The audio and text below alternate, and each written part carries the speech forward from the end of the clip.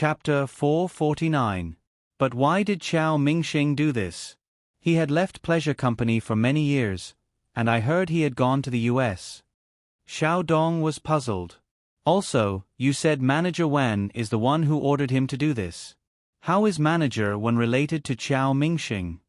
When Xiao Dong heard from Yi Huanyan that Ling Han was kidnapped, he thought she was joking.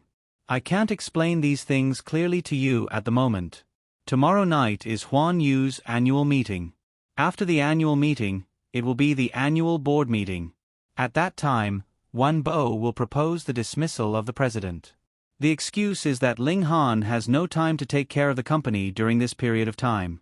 He has not appeared in the company for an entire month, and he did not attend the annual meeting. Xiao Dong looked at Yi Huanyan in a daze. After a few seconds, he said, "Please continue.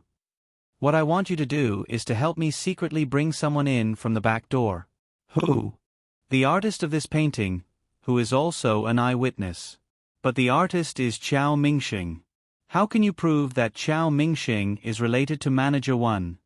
Xiao Mingxing will surely be there at the annual meeting." Yi Huanyan was very confident.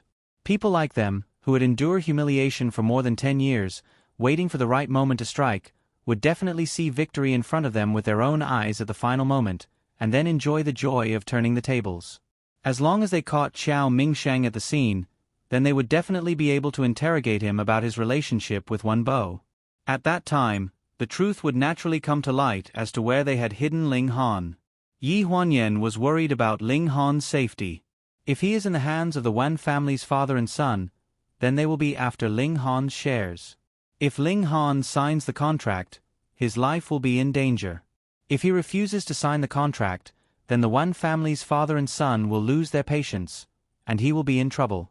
Xiao Dong looked at Yi Huanyan with a confused expression, and no one knows how much he believes. Yi Huanyan looked at Dong Xuebing and grabbed her hand. "Xiao Dong, only you can help me now." Xiao Dong had a troubled look on his face. "Sister Yan Yan, you are exaggerating." Are you kidding me? Today is not April Fool's Day. Don't mess with me. How could President Ling be kidnapped? Should we call the police? Calling the police will only alert the enemy. Yi Huanyan tightened his grip on Dong Xuebing's hand. "Xiao Dong, you should remember how Ling Han had treated you all these years." Hearing this, the panic in Xiao Dong's eyes dissipated a little. He gritted his teeth and said, "Sister Yan Yan, I will help you." It was just a matter of bringing someone into the conference room during the annual meeting. What was so difficult about that? The next day at 7:30 p.m., Lanjiang City International Hotel. There was a long red carpet at the entrance of Pleasure International Hotel to welcome all the directors and directors who had flown back from all over the world. All the actors and actresses in Pleasure International Hotel were there, and the lights were on. There were lots of reporters. Yi Huanyan sat in the Bentley and said to Xiao Dong, "Don't be nervous. Just follow Xiao Dong in. You only need to point out the person who threw the phone into the rubbish bin." Song Xiaobo nodded and fidgeted with his hands on his knees. He was still very nervous. He was a person who had not seen many grand occasions. Today's meeting was only because of Yi Huanyan's persuasion. She even used Gu Min to threaten and tempt him before he agreed to come. Su Hong was not joking when she said he was autistic. Yi Huanyan had an invitation letter and entered through the main entrance. The moment she stepped on the red carpet, she was the center of attention. Although it was not officially announced, Haiyan Media and Pleasure International Hotel had frequent dealings with each other. This manager Gu from Haiyan Media should be the future lady boss of Pleasure International Hotel. It was just that this time, when she appeared alone, the reporters were all confused. Many people pointed their microphones at her and asked her why Ling Han didn't appear with her. Of course, Yi Huanyan kept her mouth shut. Soon, security guards came to separate the reporters. She hurriedly posed for a few photos and entered the hall. When she entered the hall, she saw Ji Xiaoye surrounded by people. Yi Huanyan looked around her and did not see Gu Xinian. Ji Xiaoye clearly saw her too. She said something to the crowd and walked out from the crowd with a worried look on her face. I thought you weren't coming. She pulled Yi Huanyan to a corner. When I left the Four Seasons villa 2 days ago, I heard your brother talking to Dad. He said he had sent people to do a thorough search in Los Angeles. Ji Xiaoye was very busy because of the Feng Shang charity banquet. After leaving the Four Seasons villa 2 days ago, she flew straight to Paris. She was so busy that she did not even have time to look for Gu Xinian. I don't know how the investigation is going. I haven't asked him yet. I've been so busy these past 2 days. My brother didn't come with you? He's busy. He has to deal with the company and Dad asked him to find Ling Han. Both of them are more important than accompanying me to this kind of banquet. Ji Xiaoye took 2 glasses of champagne from the waiter's tray and handed one to Yi Huanyan. Ling Han definitely won't come tonight. How are we going to open the banquet later? Wait and see. Someone will find a way to open the banquet. Yi Huanyan took the glass of champagne and drank it in one gulp. Then she slowly exhaled. I don't think it will be peaceful tonight. What are you going to do? Ji Xiaoye realized that something was wrong and hurriedly asked. Yi Huanyan briefly explained her plan. When she said that she was going to rush to the pleasure banquet and accuse the one father and son of colluding with Chao Mingxing, Ji Xiaoye's face turned pale. You're too impulsive. We haven't found out the truth yet. Are you so sure that Chao Mingxing will come? Also, will it be useful for you to accuse the one father and son? It's not safe. What if they run away? I'll ask Gu Min to prepare outside and call the police when it's time. Yi Huanyan looked certain. I can't wait any longer. I must find out where they took Ling Han tonight. No, I still think it's too risky. I'll call Xin Yan. With that said, Ji Xiaoye put down her glass, opened her bag, took out her phone and dialed a number. There was a busy tone on the other end of the phone. She frowned and hung up. She was about to call again when Yi Huanyan stopped her. Even if my brother knows, he won't be able to rush over now. As long as we find a way to control Umbo, everything will be fine. I have the recording of his son's slip of the tongue. Let's lock them up at the police station first. The more confident Yi Huanyan was, the more uneasy Ji Xiaoye felt. She felt that Yi Huanyan's plan was full of loopholes. She was anxious and desperate. In this situation, she would only alert the enemy. Even if the police came, they wouldn't have enough reason to arrest Umbo. Yen, think about it again. I saw Chao Mingxing. Ji Xiaoye followed Yi Huanyan's gaze. In the corner of the booth, a man wearing a black top hat was talking to Umbo. It was the former director of Pleasure Banquet, Chao Mingxing, who had disappeared for many years. Chapter 450. Umbo opened the champagne at the annual meeting. He stood on the stage in high spirits, looking like a villain who had been plotting for a long time. President Ling has a special situation today, so he doesn't have time to attend the annual meeting. Please don't mind him. I apologize on his behalf. Someone in the audience jeered. What do you mean? We were invited to the annual meeting, but President Ling didn't come himself. His time is his time, but our time isn't? With a smile on his face, Wenbo explained unhurriedly, Isn't this the news? Everyone should have heard that our President Ling's wedding is coming soon. Recently, he really can't get away. Everyone laughed as well, and some of them looked at Yi Huanyan with unreadable meaning. Umbo gave an impassioned speech, and his saliva flew everywhere on the stage. He looked like a national leader. Who knew how many times he had prepared this speech in private? When he finally finished, he signaled his assistant with his eyes and walked toward the lounge. The directors were notified one after another, and they all went to the lounge. The year-end board meeting was an important annual meeting that gathered all the directors from all over the country. It was a summary of the entire year, and it was also a review of the company's managers by the board of directors. Yi Huanyan put down her wine glass, lifted her skirt, and blended in with the crowd. Everyone knew her relationship with Ling Han. Previously, when Ling Han wanted to transfer his shares, it had caused quite a stir in the board of directors, so the security guard at the door didn't stop her. He just looked at her in surprise and seemed to be a little hesitant.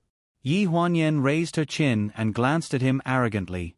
The security guard swallowed the words he wanted to say.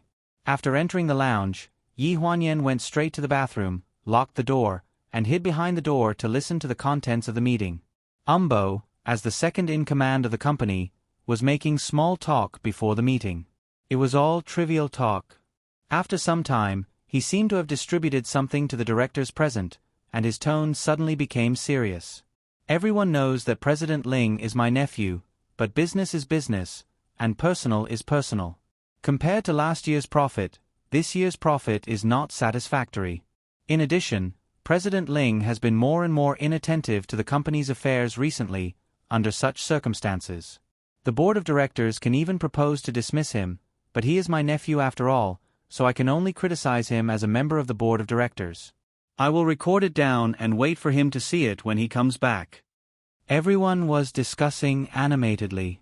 Someone said, during the video conference in the middle of the year, President Ling proposed to transfer his shares to his fiancée. I was very dissatisfied with this. After that, even though President Ling didn't insist on it, I don't think he gave up on this idea. This idea is very dangerous. It's not that he doesn't know how big of an impact a casual transfer of shares will have on the stock price of pleasure. He's really been blinded by women. The second daughter of the Gu family is married, right? I heard that she even has a child. Isn't this handing over the pleasure to someone else? That's right, that's right. In an instant, there was an uproar in the discussion. A voice emerged from the crowd. I think it's time to propose a dismissal to warn President Ling. This time, he didn't even attend the annual meeting. This voice was very unfamiliar. Yi Huanyan thought carefully in her mind and realized that it didn't match any of the directors present. How did you come in? You are. There was suddenly a commotion in the lounge outside the door. Yi Huanyan opened the door slightly and saw Qiao Mingxing. She walked to Umbo's side and slammed a document in her hand on the table. President Ling is so inattentive to the company. This dismissal should have been proposed a long time ago. Qiao Mingxing, didn't you sell your shares and leave pleasure long ago? Who let you in? Qiao Mingxing's voice was very low. Yes, I left for many years, but my heart has always been in Pleasure Group. Pleasure seems to have grown a lot in the past few years, but do you know the real reason why Ling Han wants to transfer his huge shares to Gu Huanyan? What? All the directors looked at each other. You know Gu Corporation, right? They seem to be interested in buying Pleasure Group. Everyone was in an uproar. How is that possible? That won't do. If President Ling agrees, I will sign this dismissal case. A stone stirred up 1,000 ripples. Yi Huanyan couldn't help but admire Qiao Mingxing's ability to incite people. She knew that if she didn't go out now, the entire Pleasure Group would change hands, not to mention Ling Han's safety. Bang! The door of the washroom was violently pulled open and smashed against the wall, attracting the attention of everyone at the conference table. Yi Huanyan walked out in a luxurious purple evening dress. She clapped her hands and said with a smile, Mr. Qiao, you are really eloquent. If I were not one of the parties involved in the acquisition that you mentioned, I would really believe you. Who are you? Qiao Mingxing's face darkened and he stared at her unhappily. This is a private meeting of Pleasure Group. Who let you in? Where is the security? You also said that this is a private meeting. How did you get in? Yi Huanyan's gaze landed on Umbo. You proposed the dismissal case and incited all the directors to sign it. What's the next step? Are you going to recommend President Wan to be the next president? You guys are really good at putting on a show. The directors couldn't stop whispering to each other. It seemed that Yi Huanyan's words had brought them back to their senses. They all began to re-examine the purpose of Qiao Mingxing's sudden appearance. Miss Gu, this is a private matter of Pleasure Group. It's better for you to leave. Umbo's face turned pale, but he suppressed his anger and tried to speak to Yi Huanyan in a pleasant manner. Yi Huanyan didn't buy it. You guys secretly held a meeting when Ling Han wasn't around. You want me to leave? If I leave, Who will expose your true colors? President 1, do you really think that you can hide the fact that you kidnapped Ling Han? As soon as she finished speaking, the door of the meeting room burst open. 7 or 8 police officers broke through the door and surrounded the entire meeting table. Don't move. The directors all had looks of disbelief on their faces. A few of them had already cried out in alarm. Umbo's face stiffened. Miss Gu, what do you mean by this? You won't give up until you see the coffin, right? Yi Huanyan flipped open her phone and tried to find Wen Siyuan's recording. President Ling. Someone cried out in alarm. Everyone's eyes landed on the door of the meeting room. Yi Huanyan's hand trembled and she looked up. The figure who walked in from the door was tall and had an imposing appearance. His face was a little pale, and there was a coldness between his brows that could not be dispersed all year round. He walked into the meeting room and glanced at everyone with an indifferent expression. Everyone, I'm sorry for being late.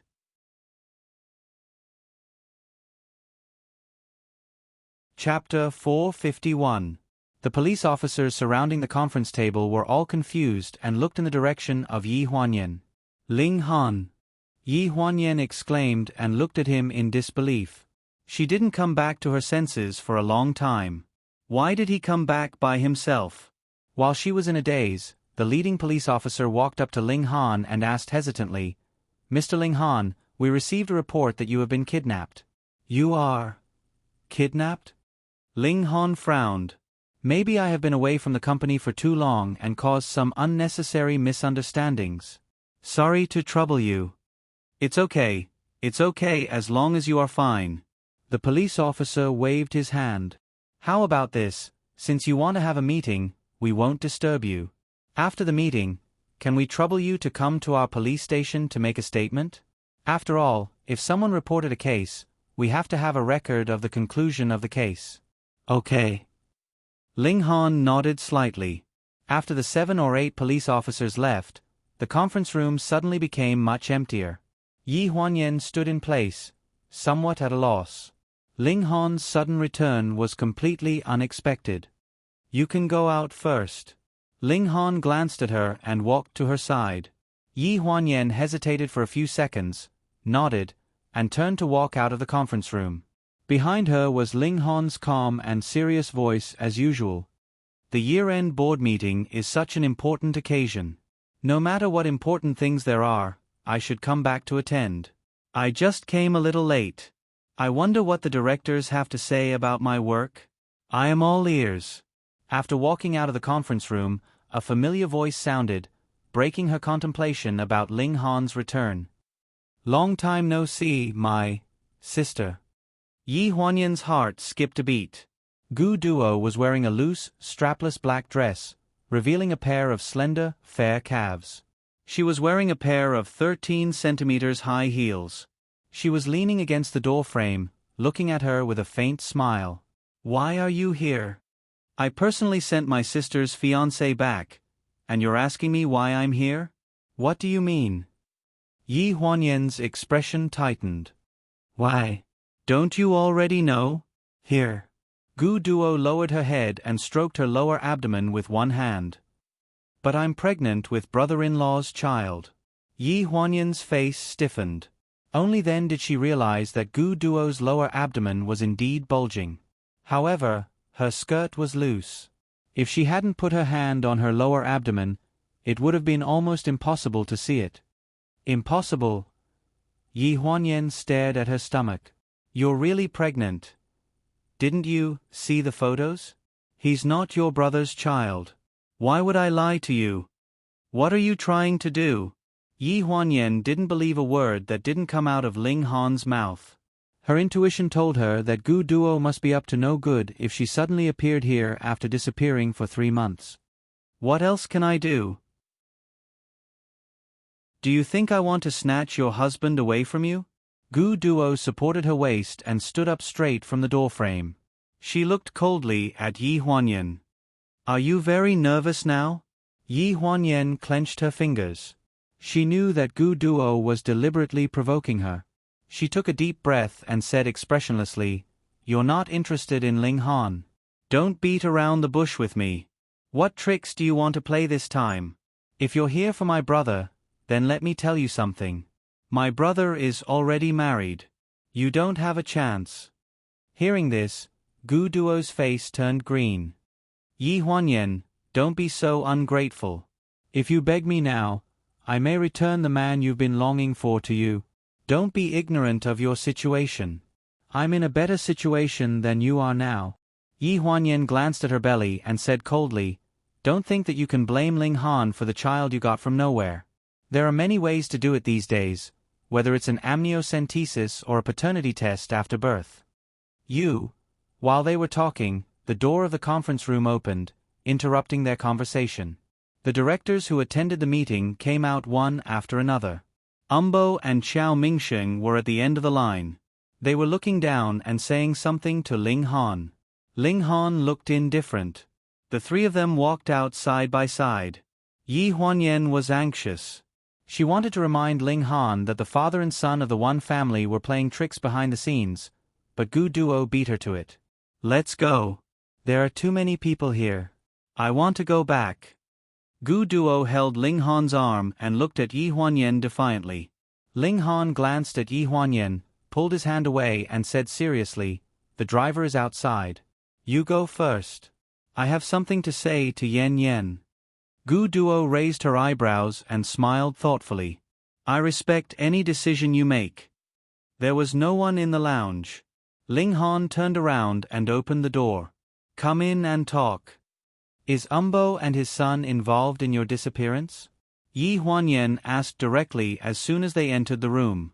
Ling Han frowned. "It doesn't matter. You're being paranoid. I didn't go missing. I just lost my phone." "Then tell me where you were during this time." Yi Huanyan clenched her fingers. "In Los Angeles." Ling Han was still frowning. "That's impossible. My brother searched all over Los Angeles and couldn't find you at all." "You?" Yi Huanyan suddenly remembered that Gu Duo had appeared with him. She paused and her tone was full of disbelief. "You can't be you and her, She was pregnant." Ling Han took over the conversation and explained. Yi Huanyan's body swayed and her face turned pale. "Are you saying that you and her really slept with each other?" Ling Han didn't respond and seemed to admit it. Yi Huanyan held onto the chair and felt a sharp pain in her heart. "Tell me, what happened?" "Before we went to Las Vegas, I drank too much that night. When I woke up, I was in the hotel and she was there too." Ling Han's face was pale. "That was the only time I thought she was you." The last line of defense in Yi Huanyan's heart finally collapsed. She felt like something was stuck in her throat and she couldn't say anything for a long time. She had been in fear for so many days and tried her best to find out who had kidnapped him, why he had gone missing and if he was still alive. But now he suddenly appeared and told her that he hadn't gone missing at all. It was because of a one-night stand that he had to stay at the woman's house in Los Angeles for so long. "So, do you have anything else to say to me now?" Yi Huanyan struggled to support herself and looked up at him. Her voice was full of bitterness. "I'll take care of it. Trust me, Yen Yen." There was a long silence in the lounge. Yi Huanyan left in a hurry. Her voice was full of fatigue, helplessness, and even compromise. "Okay, I believe you. 6 years of waiting, and this was the result." She couldn't blame anyone. She could blame Ling Han for drinking that night, blame Gu Duo for looking too much like her in the past, blame her for not getting back together with Ling Han sooner, or blame fate for playing tricks on her and hitting the jackpot just once. She couldn't blame anyone. Before she went to Las Vegas, she and Ling Han were in a state of breaking up. It was their right to seek their own pleasure.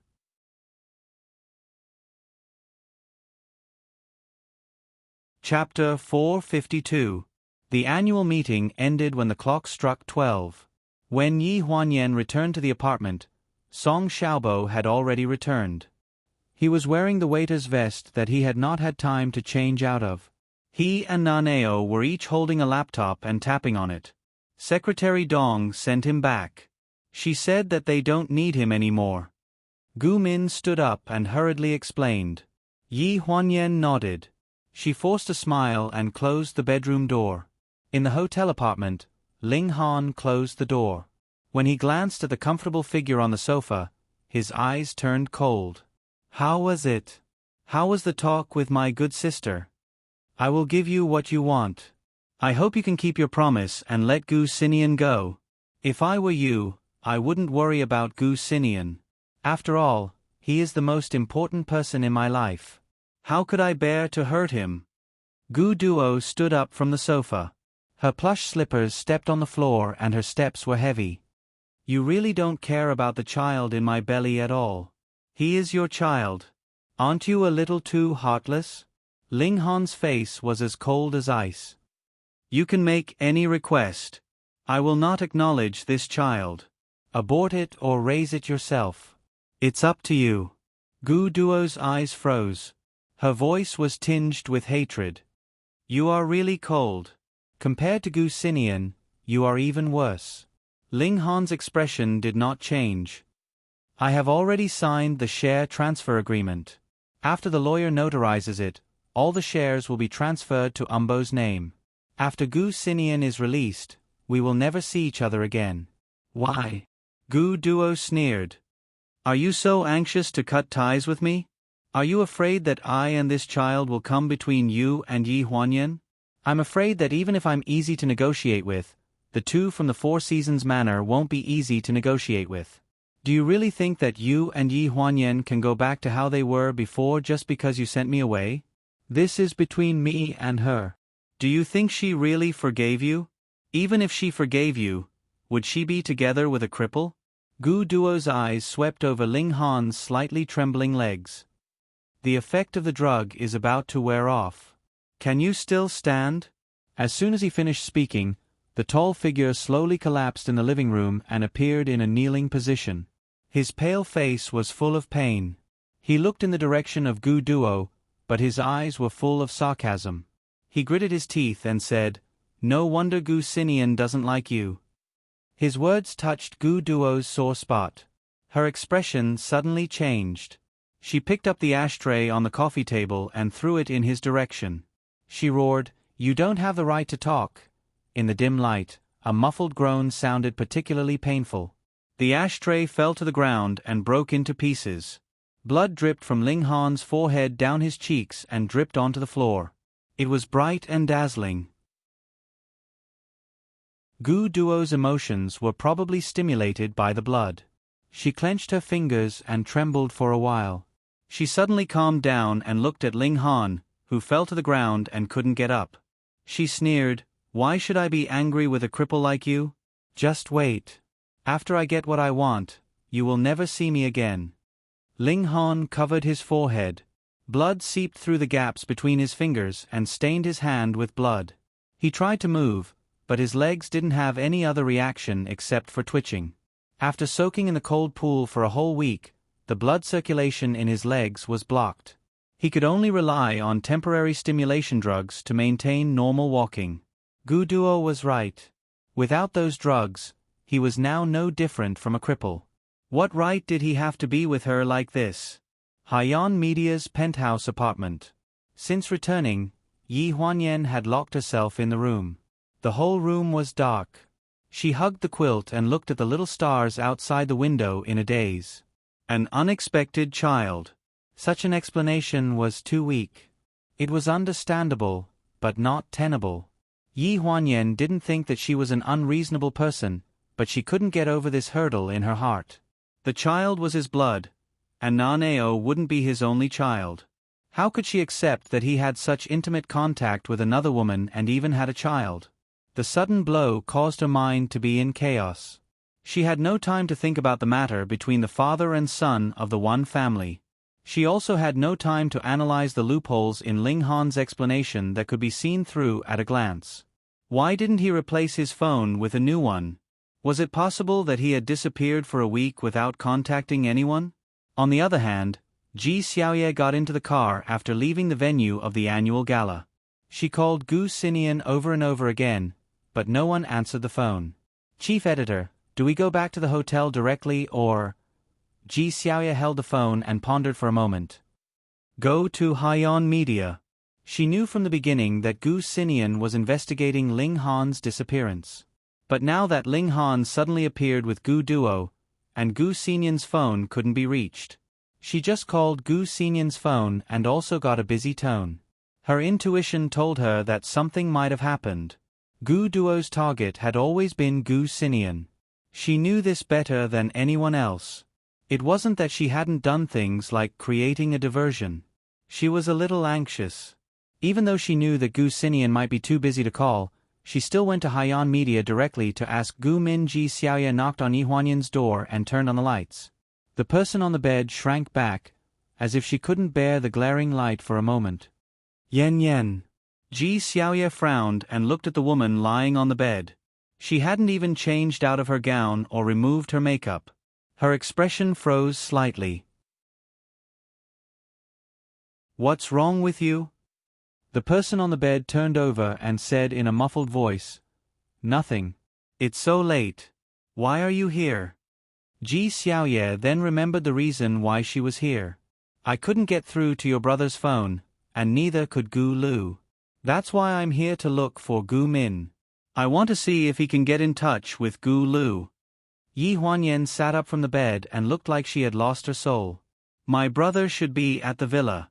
Just ask Gu Min to call his subordinates and we'll know." Ji Xiaoye nodded. "I've already asked Gu Min to contact him. But are you okay?"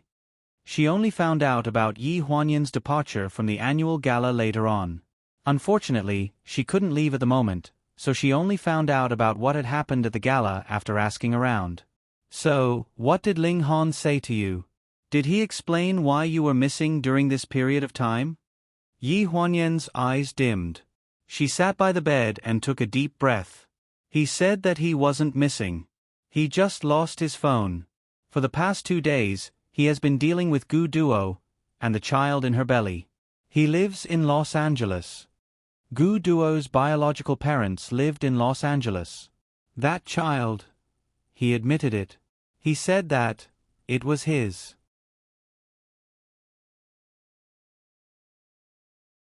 Chapter 453. F***ck. Ji Xiaoye's expression completely fell. She asked in disbelief, "Is it really his?" Yi Huanyan nodded. "Xiaoyu, I'm a little tired."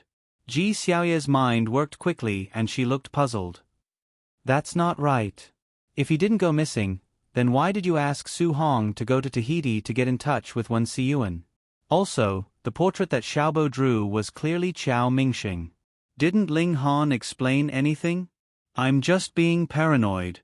The Wan father and son are unlucky to have bumped into the muzzle of a gun. Maybe they just want to take advantage of Ling Han's absence to usurp the throne. They probably have nothing to do with Ling Han's disappearance." Ji Xiaoye frowned. She felt that there was something wrong with these words. Didn't the recording say that? The sound of the door opening interrupted Ji Xiaoye's question, followed by Gu Min's exclamation. "Sister Xiao Yu, my brother said that the young master is missing." Gu Xinian had gone missing the night before. The night he told Gu Hang that he would personally go to Los Angeles to investigate Ling Han's whereabouts, he disappeared into thin air from the Four Seasons villa. Gu Hang and Wan Yi personally led people to search the entire Four Seasons villa, but they couldn't find a trace of him. When Ji Xiaoye called Gu Lu, he was holding a walkie-talkie and searching for Gu Xinian all over the mountain. How can a person go missing just like that? Ji Xiaoye widened her eyes in disbelief. Yi Huanyan clenched her fists. "Gu Min, book a ticket. I want to go back to the villa." In the living room of the East Court of the Four Seasons villa, Yi Huanyan had not seen her parents for only a few days.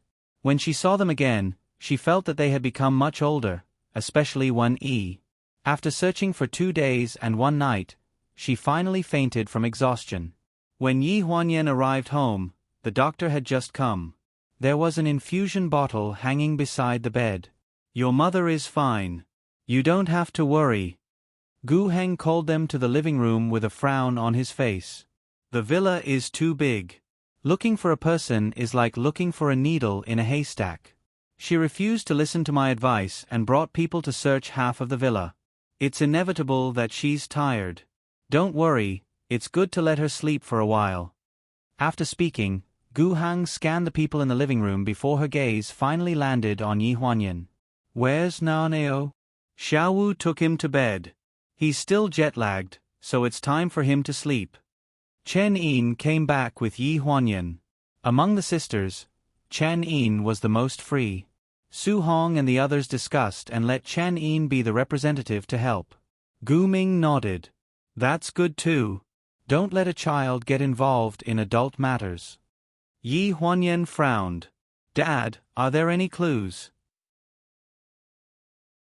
Gu Hang looked worried and said in a low voice, when An Yen left the East Court that night, he only said that he was going to Los Angeles the next day. It was too late and there weren't many people in the villa. We only saw him going up the mountain and then he disappeared. Are there any records of him going out to sea? No. It was Gu Lu who spoke. Other than Westgate Beach, there are no records of him going out to sea. I also asked Dong Na about Westgate. She said that there was nothing unusual there as usual. Then what should we do? Ji Xiaoye looked anxious. From the moment Gu Min received the phone call and barged into Yi Huanyan's room, to the moment she came back from the plane and took the ferry, she looked very worried. Now, her face was pale and she didn't look good. Xiao Yu, don't worry. Yi Huanyan comforted her in a low voice. Maybe my brother didn't go missing. Maybe he will show up tomorrow. Gu Hang had also heard about what happened to Ling Han. Hearing this, he glanced at Yi Huanyan and said in a low voice, You don't have to worry about nothing. From tomorrow onwards, each of you will take a group of people and search the entire island. Gu Lu, mark the places that have been searched on the map and then assign the remaining places to them. We will start searching tomorrow. Although the entire island was within the Four Seasons Villa, it was too big. The residential area that was usually used didn't even occupy a quarter of the area. Only 2 of the 4 gates were used, so even if it was confirmed that Gu Xinian went missing on the island, it would take a lot of time and effort to find him. Madam has already split up with us to search the coast of the southeast corner of the island. We are basically sure that young master hasn't been there. To avoid missing anything, I will start searching from there tomorrow morning. As for young madam and second miss, each of you will take a group of people to search the forest in the east and the south pier. We will meet at the bamboo forest in the evening. Gu Lu had a map of the surroundings of the Four Seasons Villa in his hand. The areas that were circled were waiting to be searched, and the areas that were marked with 5 pointed stars were areas that had already been searched. Yi Huanyan pointed to an empty area on the west coast and asked, Why aren't we searching here? That's the undeveloped coast. Other than Dan Na's cabin, the mountains on the coast are all covered with bushes. It's very difficult to walk, so most people wouldn't go there. Is it possible that my brother went there? I checked the video from Dan Na. There is only one gate that leads to the coast. Young master didn't go to the west gate that night. Yi Huanyan nodded. Okay, then we will follow your original plan. Gu Min will follow Xiao Yu, and Chen Yin will follow me. We will each lead a team and start searching tomorrow morning. There were many wild animals in the isolated mountains outside the Four Seasons Villa. Generally, without protection, the people in the villa didn't dare to go up the mountains casually. Therefore, even if Yi Huanyan and Ji Xiaoye were going to lead a team to search, they had to have someone by their side to protect them. At night, Ji Xiaoye and Chen Yin both stayed in Yi Huanyan's west court. The 3 of them lay on a 2-meter-wide bed. Except for Chen Yin, the others were all frowning. Stop sighing. If you don't sleep tonight, how will you have the strength to search for him tomorrow? And this time, it should be much faster than looking for Ling Han. At least we know that he went missing in the villa. Maybe he went up the mountain to do something, but he got injured and was trapped in the mountain. Chen Yin couldn't stand the 2 of them looking sad and tried to persuade them. It's our own home. What could happen? Yi Huanyan knew that her mood affected Chen Yin. She frowned and swallowed the sigh that she was about to sigh. I just feel that there have been too many things happening recently. Wave after wave, I just feel uneasy. Ji Xiaoye nodded. I noticed it too. Why are all these things squeezed together? By the way, Have you told Ling Han about what happened at home? Hearing this, Yi Huanyan's expression froze and she shook her head. Ling Han was too busy dealing with the illegitimate child, so how could he have the time to care about the Four Seasons villa? Moreover, she was very conflicted and didn't have the mood to think about Ling Han's matter. For a moment, she was even very grateful that when Ling Han's matter happened, there was another matter that could completely divert her attention. She could avoid it for a while.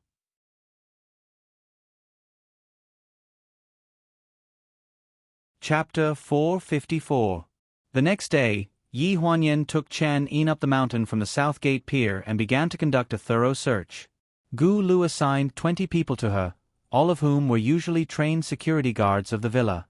Compared to the professional bodyguards outside, they were no worse. Brother Gu Lu said that there are wild boars in the mountain, so he asked me to be careful. Don't worry.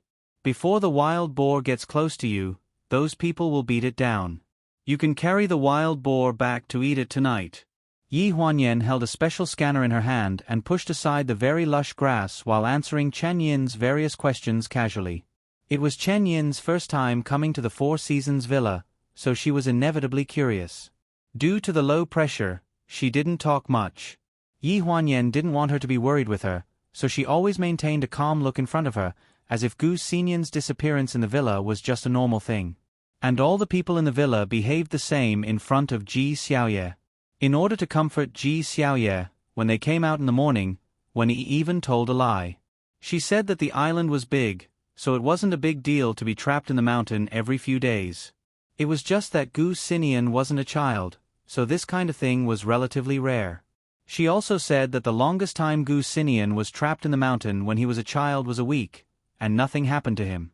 She didn't know how much Ji Xiaoye understood, but when they separated in front of the gate, Yi Huanyan still felt that she was absent-minded. Chen Yin stood on the hillside and looked into the distance. It's been so cold recently. The wild boars and the like should be hibernating. There are volcanoes nearby, and there are many hot springs below. The season here is not the same as outside, and some places haven't reached the time of hibernation yet. Didn't they say that the West Gate doesn't go out to sea? Why is there a boat docked there? Chen Yin shaded her eyes with her hand. Her eyesight had always been better than others. Looking down from the hillside, she saw a small boat on the beach at the West Gate, rocking in the waves. She didn't hear a response for a long time. She turned around and didn't know when Yi Huanyan had left with the rest of the group. Chen Yin shouted anxiously, "Wait for me." He hurriedly chased after her. In the cave of the west coast, the cold air was oppressive, and the sound of water dripping could be heard continuously. The clanking sound of the iron chains reverberated in the cave. The sound was deafening. Gu Xinyan's mouth was taped, but he still had amazing strength. After the men in black were pushed and staggered, one of them got up from the ground while gasping for breath. "Where's the medicine you brought? Give him an injection. Miss said not to hurt him. It's just an injection. It won't get in the way. He won't be addicted. If he behaves, we can get him safely away." Another man hesitated for a long time. He glanced at the man who was still struggling in the water prison and finally nodded. "Okay, go ahead." After a muffled groan, Gu Xinian fell into a state of confusion. The strength in his limbs was almost instantly depleted. He could only be carried out of the cave by 2 men and transported to a speedboat. The speedboat parted the sea in the night, and the waves crashed as it moved towards the small island in the distance. After a whole day of searching, they didn't find a single clue. Gu Lu looked at the map that was almost filled with pentagrams, and his face was full of worry. There's only the west coast left to search. Yi Huanyan glanced at the only blank area on the map, the west coast, and frowned. "Why aren't we searching the west coast?" Chen Yin's voice suddenly interrupted. Yi Huanyan was slightly stunned. He remembered that when they talked about the west coast last night, Chen Yin wasn't present. He patiently explained, "There's only one gatekeeper, Dana. The beach is undeveloped. There's no sand, only muddy roads. The hillside is full of bushes. It's difficult to go in or out, so my brother has no reason to go there." "No one?" Chanine touched his chin thoughtfully. But I saw a boat on the beach in the afternoon on the hillside. It seemed to be a speedboat. Is it Dana's boat? Yi Huanyan's face stiffened. What did you say? Seeing that everyone's eyes suddenly fell on her, Channing was so scared that her eyes narrowed. What's wrong? Did I say something wrong? Dana was in her 80s this year. How could she drive a speedboat? There was indeed something wrong with the West Coast. When Yi Huanyan and Ji Xiaoye arrived, Gu Lu had already found the hidden cave. On the walls of the cave, there were candles that had just been extinguished. The wax was still warm. Young master stayed here before. Gu Lu handed a gun in his hand to Ji Xiaoye. Ji Xiaoye exclaimed, "It's Xin Yan's gun." Standing at the entrance of the cave, it was already brightly lit by the people who had rushed over. Gu Ling was also among them. After looking around outside, he walked into the cave. Gu Lu squatted down to check the footprints on the road leading to the beach. They should have just left in the evening. The footprints are still very fresh. If it's past high tide, you won't be able to see them. Why is there a cave here? Yi Huanyan looked at the dilapidated iron door in disbelief. It should have been left here by the previous owner. Gu Ling walked out of the cave, a trace of worry on his weathered face. This is a water prison. It should be a place used to imprison slaves. I don't know how many generations of owners there were, but this place was abandoned. The West Coast has been a place where slaves lived for hundreds of years. It's located in a remote area. When I bought this island back then, I had the intention to develop the West Coast. But at that time, you were coincidentally in the country and were taken away from the hospital. After that, I didn't have the mood to do anything and just left it abandoned. Someone took advantage of this opportunity. Gu Ling's tone was full of frustration. Yi Huanyan quickly comforted him. Dad, this isn't your fault. We still don't know who trapped my brother here. If someone really wanted to, they would have dug out a cave even if there wasn't one. Sir, we've brought Dana here. As they spoke, Gu Lu's men had already escorted an old lady to the entrance of the cave. They pushed her very roughly onto the muddy beach.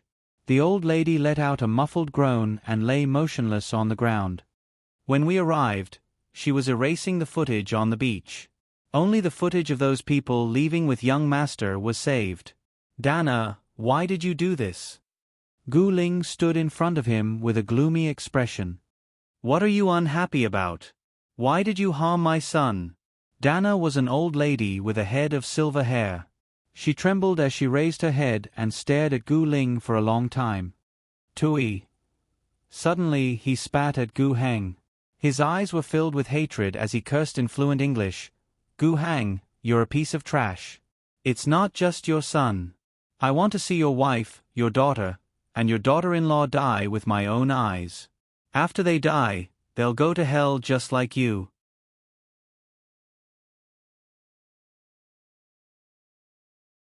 Chapter 455. Yi Huanyan stared blankly at the old lady who was lying on the ground like a giant caterpillar wrapped in a sleeveless jacket. She was cursing her own father viciously. Gu Heng didn't even bat an eyelid. He stared at her condescendingly. You still can't get over what happened that year. Laura's death was an accident. Shut up. The old lady shouted, her pair of skinny hands almost pouncing on Gu Heng. Yi Huanyan subconsciously pulled on Gu Heng's sleeve, wanting to pull him back. Gu Heng gave her a comforting look, and she retracted her hand. Yen, you don't have to worry about this matter. Take Xiao Yu back to rest first. Yi Huanyan hesitantly looked at Ji Xiaoye, asking for her opinion. After all, she was in such a hurry that she probably wouldn't leave easily. Xiao Yu. Let's go. Ji Xiaoye gritted her teeth and agreed very quickly. The situation in front of them was obviously a grudge from the previous generation. They were here to add to the chaos and watch the show, but they couldn't help in any way. She even heaved a sigh of relief. After all, in the video that Gu Lu's men had saved, it could prove that Gu Xinian was still alive. He was safe and sound, but he was brought onto a boat by two men and sent to an unknown place. If their purpose was to kill Gu Sinian, they didn't have to go through so much trouble. After walking for a long time, they vaguely heard the old lady's heart-wrenching voice on the beach. Gu Hang, how can a person like you live? My Laura, my innocent and kind daughter, had to die for a person like you. This is simply unfair. Who is Laura? Chen Yin asked. Yi Huanyan shrugged. Dana's daughter. I'm not too sure. I don't spend much time in the villa. I guess only my brother knows about this matter. Ji Xiaoye, who had been silent all this time, suddenly sighed. Her expression was gloomy. I heard from Sinian that Laura took a bullet for Dad in a gunfight in South Africa and died. Yi Huanyan widened her eyes in astonishment. Moreover, the origin of the gunfight was because of a rare diamond. At that time, the diamond was in Mom's hands. Dad was trying to protect her, but in the end, he didn't expect Laura to save him. Chan Yin coughed dryly. So Laura and Mr. Gu. It's almost like what you think, a love triangle between the older generation. Laura is Dana's only daughter, and she grew up on the west coast of the island. Later, when Dad bought the island, he didn't develop the west coast. It wasn't only because Yen Yen disappeared, but also because Dana didn't agree. Ji Xiaoye faintly turned her head to take a look. The lights on the shore reflected the light, and the crying voices were almost inaudible. The people of the Gu family are quite stubborn when it comes to relationships, and they hurt a lot of people. Yi Huanyan was slightly stunned. Hearing Ji Xiaoye's words, she felt very uncomfortable in her heart. She opened her mouth, but didn't know how to refute. She seemed to be right. The people of the Gu family were indeed stubborn when it came to relationships, and they did hurt a lot of people. Her father Gu Ming was like that. Her brother Gu Sinian was like that, and wasn't she the same? And when it came to relationships, it was destined to hurt 10,000 people and hurt 8,000 people. Thinking of this, she couldn't help but take out her phone and type a line of words on WeChat. After hesitating for a long time, she sent it over. How's the matter being handled? She had to give Ling Han a way out. Since it was just an accident, and since they were already lucky, then she was willing to share the consequences of this accident with him. Not long after, her phone vibrated. Ling Han replied on WeChat. Soon, in a few days. I'll look for you after I'm done and explain to Uncle and Auntie face to face. Yi Huanyan quickly typed a line of words. They're very busy with my brother's matter now, so they probably won't. Halfway through, she deleted each word and replaced it with a few simple words. Okay. In a villa on the top of a mountain in Los Angeles, a blindfolded man was handcuffed to the bed. The veins on his forehead were bulging, but he couldn't muster up any strength. Don't waste your energy, brother. A woman's voice came from the bathroom door. She was wearing a silk nightgown, and her graceful figure was faintly discernible. She walked barefoot to the side of the bed and ran her slender fingers across the man's chest.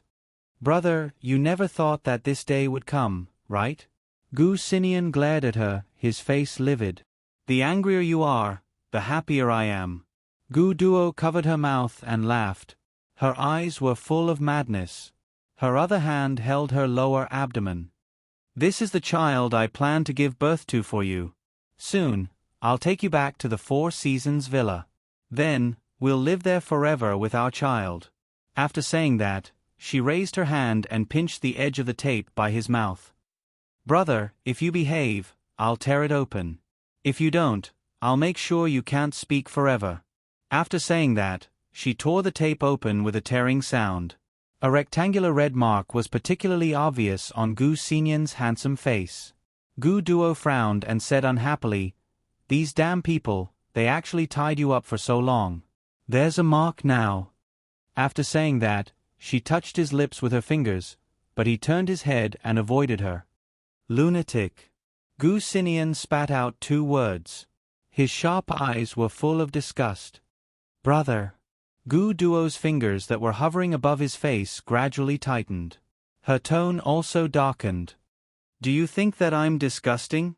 Do you think that I'm disgusting because I'm willing to do anything to get you? I've also thought about it. If I hadn't grown up in the Four Seasons villa in this life, if I hadn't lived with you since I was a child, and if I hadn't become the respected eldest daughter of the Gu family, what would I be like? I've also thought about it. Furthermore, after that wedding in Las Vegas where I spent so much effort in preparing for you, I also tried to do the same. I accepted my original identity and returned to my original seat. Gu Duo suddenly laughed. Her eyes were red. After falling from being the second daughter of the Gu family, I returned to my biological parents' side. There was no love or understanding. My biological parents were vain. They couldn't wait to tear apart their daughter and buy her to fill the empty shell company. Do you know what I went through? Gu Sinian frowned slightly, and the coldness in his eyes faded a little. Gu Duo took a deep breath and turned her head to look at the ceiling. Forget it, let's not talk about it anymore. It's all in the past anyway. For someone like me who was born to be someone else's replacement, no one will care about what kind of life I lead. So, I can only rely on myself for what I want. I'll do whatever it takes. Even if I have to go to hell, I'll drag you along with me. Her tone became more and more sinister, and her red eyes seemed to be stained with a bloody mist. It was terrifying.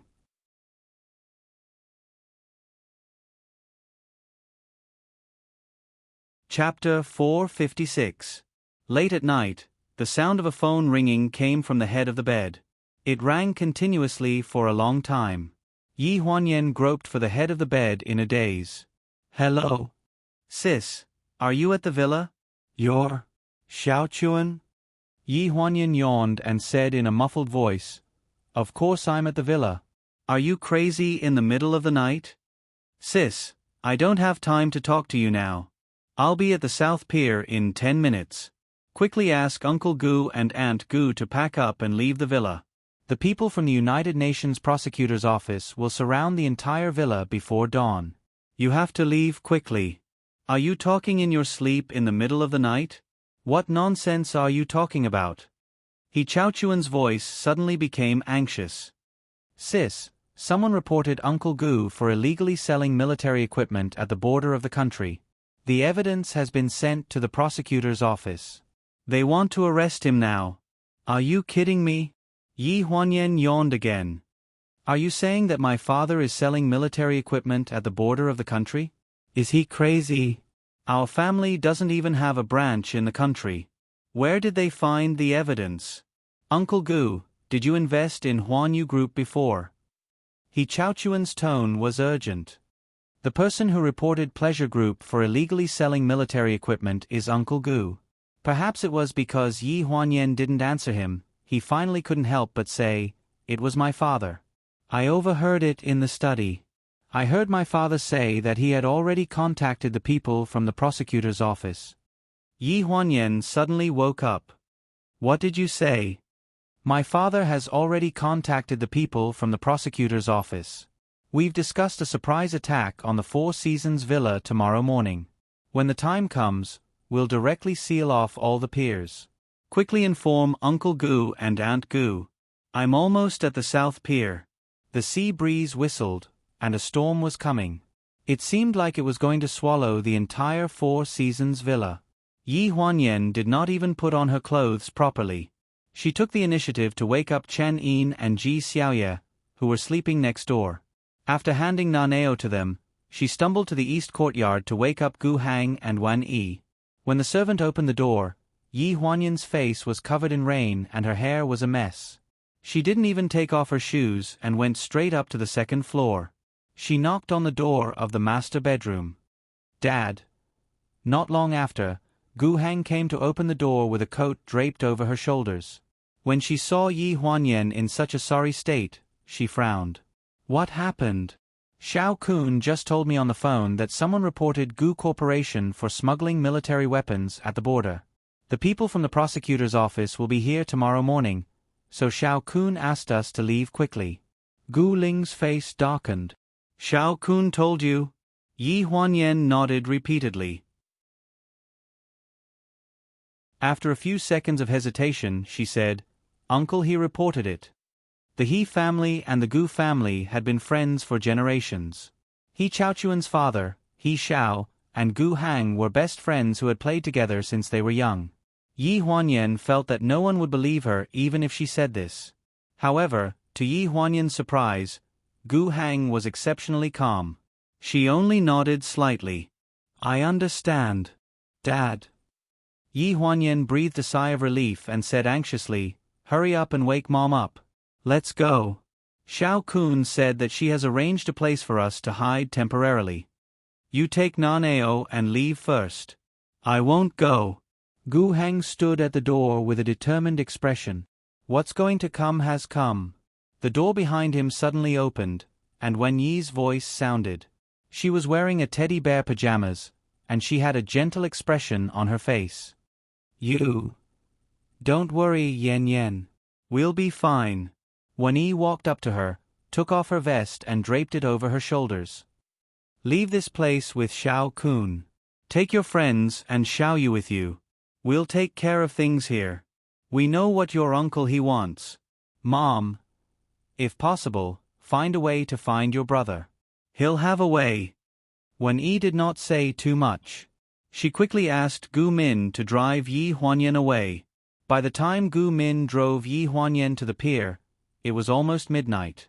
Gu Lu had already sent the people from Shi Yuan to the boat and was ready to return. The sea breeze gradually calmed down. After sending Yi Huanyan to the boat, Gu Min hurriedly drove back. He Chaochuan drove a medium-sized speedboat that could accommodate many people.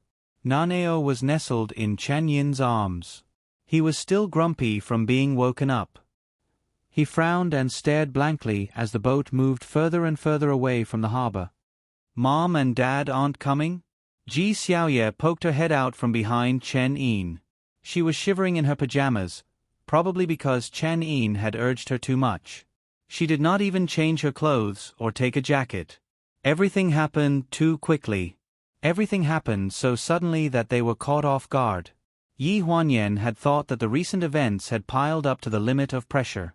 However, life always liked to play tricks on you. One wave after another came. He's not coming. Mom's health is not good. It's too rushed. Dad said that he wants to talk to Uncle He. Yi Huanyan's eyes dimmed. When she mentioned Uncle He, her gaze fell on He Chaochuan, who was operating the cockpit at the front of the boat. He roughly adjusted the direction of the boat and turned around. He said angrily, Sisters, there are clothes under the cabin. Put on the life jackets too. I'm afraid that we won't have enough time later and will run into the people from the prosecutor's office. The group of people hurriedly took out warm jackets and life jackets from under the cabin. There were a total of 5 people in the cabin, including He Chaochuan. Yi Huanyan and his mother, Chen Yin, and Ji Xiaoye.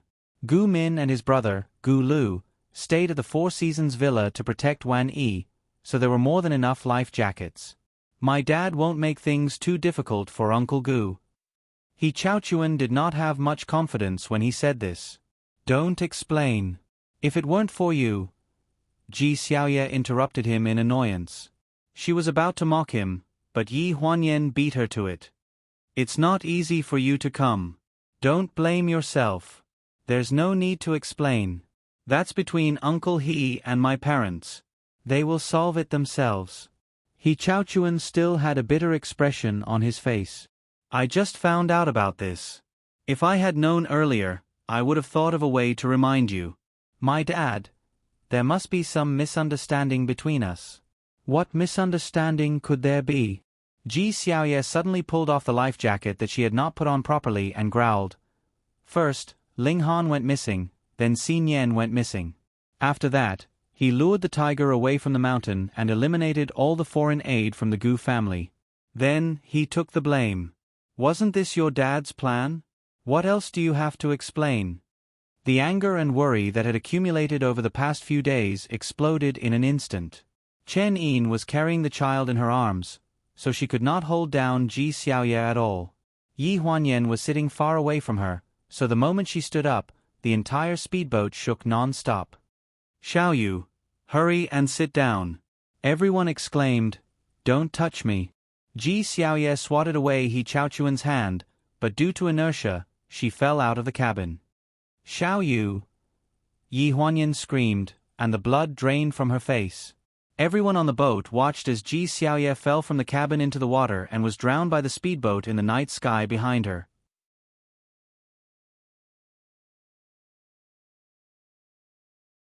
Chapter 457. In the vast expanse of smoke, they could vaguely see a boat passing by not far away from Yi Huanyan. Her exclamation was drowned out by He Chaochuan's sudden attack. He lowered his voice and mixed it with the waves. "Don't make a sound. That's my family's boat." Yi Huanyan's eyes were red. She looked in the direction where Ji Xiaoye was drowned by the waves. Her face was drained of color. "I will bring her back." After saying this, without waiting for Yi Huanyan's response, with a plop, He Chaochuan's red life jacket was all that was left in front of her eyes. The night was about to break, and a wisp of white light appeared in the east. The waves were surging, and the smoke had dissipated. After the smoke had dissipated, there was no trace of anyone on the surface of the sea. He Chaochuan had already adjusted the direction of the speedboat. Yi Huanyan looked in the direction he had jumped in disbelief. Her eyes were filled with tears. When she turned around, Chen Yin was holding Naneo tightly. Her expression was very complicated. She opened her mouth and finally spat out a sentence. "Damn it, if only I could swim." When the speedboat docked at the harbor, it was already bright. Yi Huanyan got off the boat first and took Naneo from Chen Yin. Then, the three of them took a taxi directly to the hotel in downtown Los Angeles. "Won't anyone discover us here?" Chen Yin sent Naneo into the room. After coming out, she stood in front of the window and carefully opened the curtains. "No, this is a long-term suite rented with the identity of Gu Lu. If anything happens, the family will have a place to stay. Before we came, my father told me, so it's absolutely safe here." Chen Yin breathed a sigh of relief. She turned around and sat down in front of the coffee table. "2 days ago, I thought that it would be great if I could be born a rich young lady like you. I could eat and drink well every day and order the servants around in the villa. I could stay in the villa for the rest of my life and not go anywhere. And now..." Yi Huanyan looked at her, slowly exhaled, and said faintly, "You've completely given up on this idea." "You can't really put it that way. I just suddenly understood the saying that benefits and risks coexist." Chen Yin didn't even finish middle school before she ran out of home to become a hooligan, so this kind of words was really not something she could say. Yi Huanyan was a little curious, so she casually asked, "Which book did you see this in?" "No." Chen Yin smiled embarrassedly, scratched her head, and explained, "It was in prison. After you left, another academic finance professor came to our prison. He was old and seemed to be involved in a money laundering case. In the end, something happened and he was brought in. At that time, Big Sister said that a knowledgeable person might not be able to live a peaceful life." Yi Huanyan clenched the cup in her hand. Although Chen Yin was usually carefree, she was particularly sensitive now.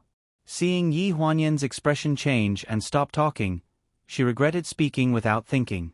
She hurriedly said, "Sister Yan Yan, I didn't mean that. Uncle and Auntie will definitely be fine. They didn't do anything wrong." "Xiao Wu, sometimes, even if you didn't do anything wrong, there will still be people who want to push the blame to you and splash dirty water on you. Sister, I know that's not what you mean. I don't have the ability to care about my parents' matters. Since they stayed, they must have a way to solve their predicament. What I'm worried about is Xiao Yu and Xiao Kun." The sea looked very gentle when it was calm, but most of the time, it was not gentle to land animals. On the second floor of a seaside villa in Manhattan Beach, a strong man with a pale face was placed in a wheelchair and pushed to the balcony on the second floor to bask in the sun. "I'm going to make a trip to China. You stay here obediently. When I'm done with everything, I'll take you back to the Four Seasons villa that you miss so much." Gu Duo stood behind him in a long black dress, looking calmly at the sea in the distance. "Brother, I said before that no one in this world is more compatible than us." A cold laugh came from in front of her. Her eyelashes trembled slightly. "Why? Do you think we're not compatible?" Gu Sinian closed his eyes and didn't say a word. Gu Duo walked around the wheelchair in front of him and slowly squatted down to be level with him. She held the armrests on both sides of the wheelchair and looked up at him. "Brother, you're laughing coldly. Do you think I'm wrong?" Gu Xinian still maintained that mocking look. His lips were dry, but he didn't seem to want to move at all. Gu Duo's grip on the wheelchair gradually tightened. She gritted her teeth and said, "You're not going to talk? Okay." She got up slightly and moved towards his pale lips, but he easily avoided her by tilting his head. His eyes were full of disgust. "Gu Xinian, I said before, don't look at me like that again."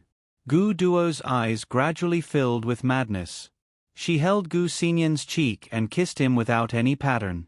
She was clumsy and rough, infatuated and crazy. Gu Xinian's entire body could only move from his neck up. He couldn't muster up any strength at all. The only part of his body that could move, his neck, was also under Gu Duo's forceful control and was bullied at will.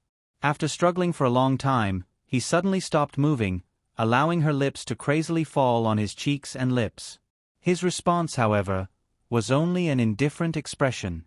Gu Duo gradually stopped. She hugged Gu Xinian's neck and almost hung on him. Her eyes were full of grief and she repeated every word. "I said before, I hate you looking at me like that." It was like looking at an unwanted stray dog by the roadside, even more pitiful. The sound of the door slamming echoed on the balcony. Gu Xinian knew that she would be gone for a long time this time, and his chance to escape was probably only in the next few days. 4 Seasons Villa. In the wee hours of the morning, the United Nations Public Prosecutor's Office surrounded the entire 4 Seasons Villa. He Xiao followed behind the person in charge of this operation, Mr. Smith, and walked into the magnificent 4 Seasons Villa. Gu Ling and Wan Yi were both dressed up and sitting on the sofa, looking like they had been waiting for a long time. "Mr. Gu Ling, you are suspected of smuggling arms. Please come with us to cooperate with the investigation." Smith's fluent English sounded in the hall. He still had a bit of respect for this stock god, who used to be famous on Wall Street. Gu Ming stood up, but his eyes were fixed behind Smith. "Okay, but before you leave, it seems that someone has something to say to me." Smith's eyes were slightly sluggish. He subconsciously looked behind him and frowned. Do you have anything to say?" "Mr. Smith, please take your people and wait outside. I have some personal matters to discuss with my friends. It won't take too long."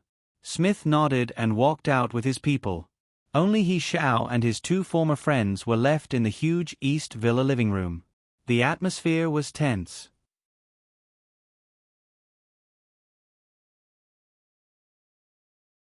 Chapter 458. How long have you been waiting for this show? A very long time. Are you tired of playing along with me and Wen Yi for so many years? I'm playing along with you, but not with Wen Yi. Gu Heng didn't know what else to say. She sneered. "Is this what you want to tell me?" He Zhao's expression was cold as he turned to look at Wan Yi. When he met her gaze, he looked back at Gu Heng. He straightened his neck and said, "Shouldn't I? Do you think this reason is laughable?" Gu Heng looked at him quietly. "If you really did it for Wan Yi, would you have joined forces with Dan Na to kidnap Xin Yan?" A month ago, He Xiao had specially brought his son to the villa on the pretext that his son wanted to see Huanyan. In fact, it was just a cover. After Dan Na was exposed, Gu Heng quickly checked the villa surveillance camera and found that on the day the He father and son came, He Xiao had gone to the west coast alone at night. He Xiao's face paled. Although he knew that he couldn't hide from Gu Heng, he still felt guilty to be exposed in front of Wen Yi. The living room suddenly quieted down and no one spoke for a long time. "How is Xin Yan?" The person who broke the silence was Wan Yi. Her face was pale. When she looked at him, the sadness in her eyes was greater than anger. He Zhao's heart trembled. He clenched his fingers and tried to calm himself down. "He's fine. Nothing will happen to him." "That's good.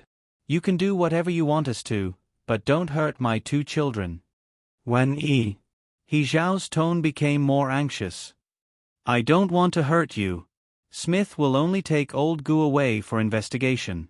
Nothing will happen. Do you think that you're not hurting me by letting them take old Gu away with you? Wan-Yi looked at him faintly. The sadness in her eyes had disappeared and her patience had been exhausted. She had never been a good-tempered person. Before He Xiao had brought Smith over, Gu Hang had already held her hand and said a lot of things to her, reassuring her and asking her to be patient. Such a storm was just the tip of the iceberg for the two of them. Compared to the rain of bullets in the past, it was just a drop in the ocean. Gu Hang was still indifferent. He looked at He Xiao the same way he did on Wall Street. At that time, he had not yet made a name for himself, and He Xiao was still a naive playboy. When he walked out of the bank, he glanced coldly at the rich second-generation young master He Xiao, who was surrounded by people. It was this cold glance that made him and He Xiao get to know each other. Originally, back then, you should have married me. Before Gu Hang was taken away by Smith, this was what He Xiao said. He turned around to take a look, but he wasn't looking at the person who spoke. Wan-Yi looked at him. Her eyes were full of worry, but she didn't get up to send him off. She forced a smile and watched him leave. She turned a deaf ear to He Xiao's words in the living room. Wan-Yi, things shouldn't have developed like this. Gu Heng's figure finally disappeared outside the door. Hearing the sound of the car engine, Wan-Yi gradually retracted her gaze and looked at He Xiao. Are you done? Wan-Yi. Don't disgust me with your self-righteous affection. Wan-Yi took a deep breath and stood up. Her wine-red sweater made her skin look even fairer. Although she was already in her 60s, she still had a unique charm. At this moment, her indifferent expression was exactly the same as that of the person who had just walked out. Why didn't you say these words 40 years ago? Why didn't you do these things 40 years ago? How were you doing without me? You still got married and had children. You still had a meteoric rise. Old Gu and I didn't interfere with your life at all. We have a clear conscience. That's all on the surface. Do you know how painful it was for me over the past 40 years? Every day felt like a year to me. He Xiao's voice suddenly rose. He seemed to be very dissatisfied with Wan-Yi's indifferent attitude. His face turned red. Since the day you married Gu Hang, every day felt like a year to me. Wan-Yi looked at him. After a while, she said in a low voice, So you want to say that you set up a trap to frame old Gu and me because you were unwilling to accept it? It was all because you couldn't forget me all these years? It's such a big trap, but you put the blame on me. I'm really flattered. He Xiao, before my father died, he told me that people who do bad things always have their own reasons. But no matter what the reason is, it's just an excuse that can be magnified infinitely by you. Because in this world, there will always be people who are as miserable as you and have the same excuse as you, but they still live a kind, benevolent, and lively life. Wan-Yi. Don't come over. The black muzzle of the gun was pointed at He Xiao's heart. Wan-Yi's eyes were filled with coldness. That indifferent look was just like the one she had when she was in the South African diamond robbery case. You know that my shooting skills are very accurate. This is still my private territory. You broke in, so I shot you. I won't be held responsible. He Xiao stopped in his tracks and clenched his fists tightly. Okay, don't move. I won't go over, but you can't deny my feelings for you. Feelings? Wan-Yi sneered. If it was old Gu today, even if I had already shot him, he would still have the strength to crawl in front of me and not let go even if he died. This was the reason why she had been loyal to him for so many years. When it came to feelings, she believed that no one in this world would love her more than old Gu. He Xiao's face was ashen. He wanted to go forward several times, but he was held back by the gun. In the end, he left angrily and said, Before the investigation is completed, the Four Seasons Villa will be temporarily locked down. No one is allowed to enter or leave.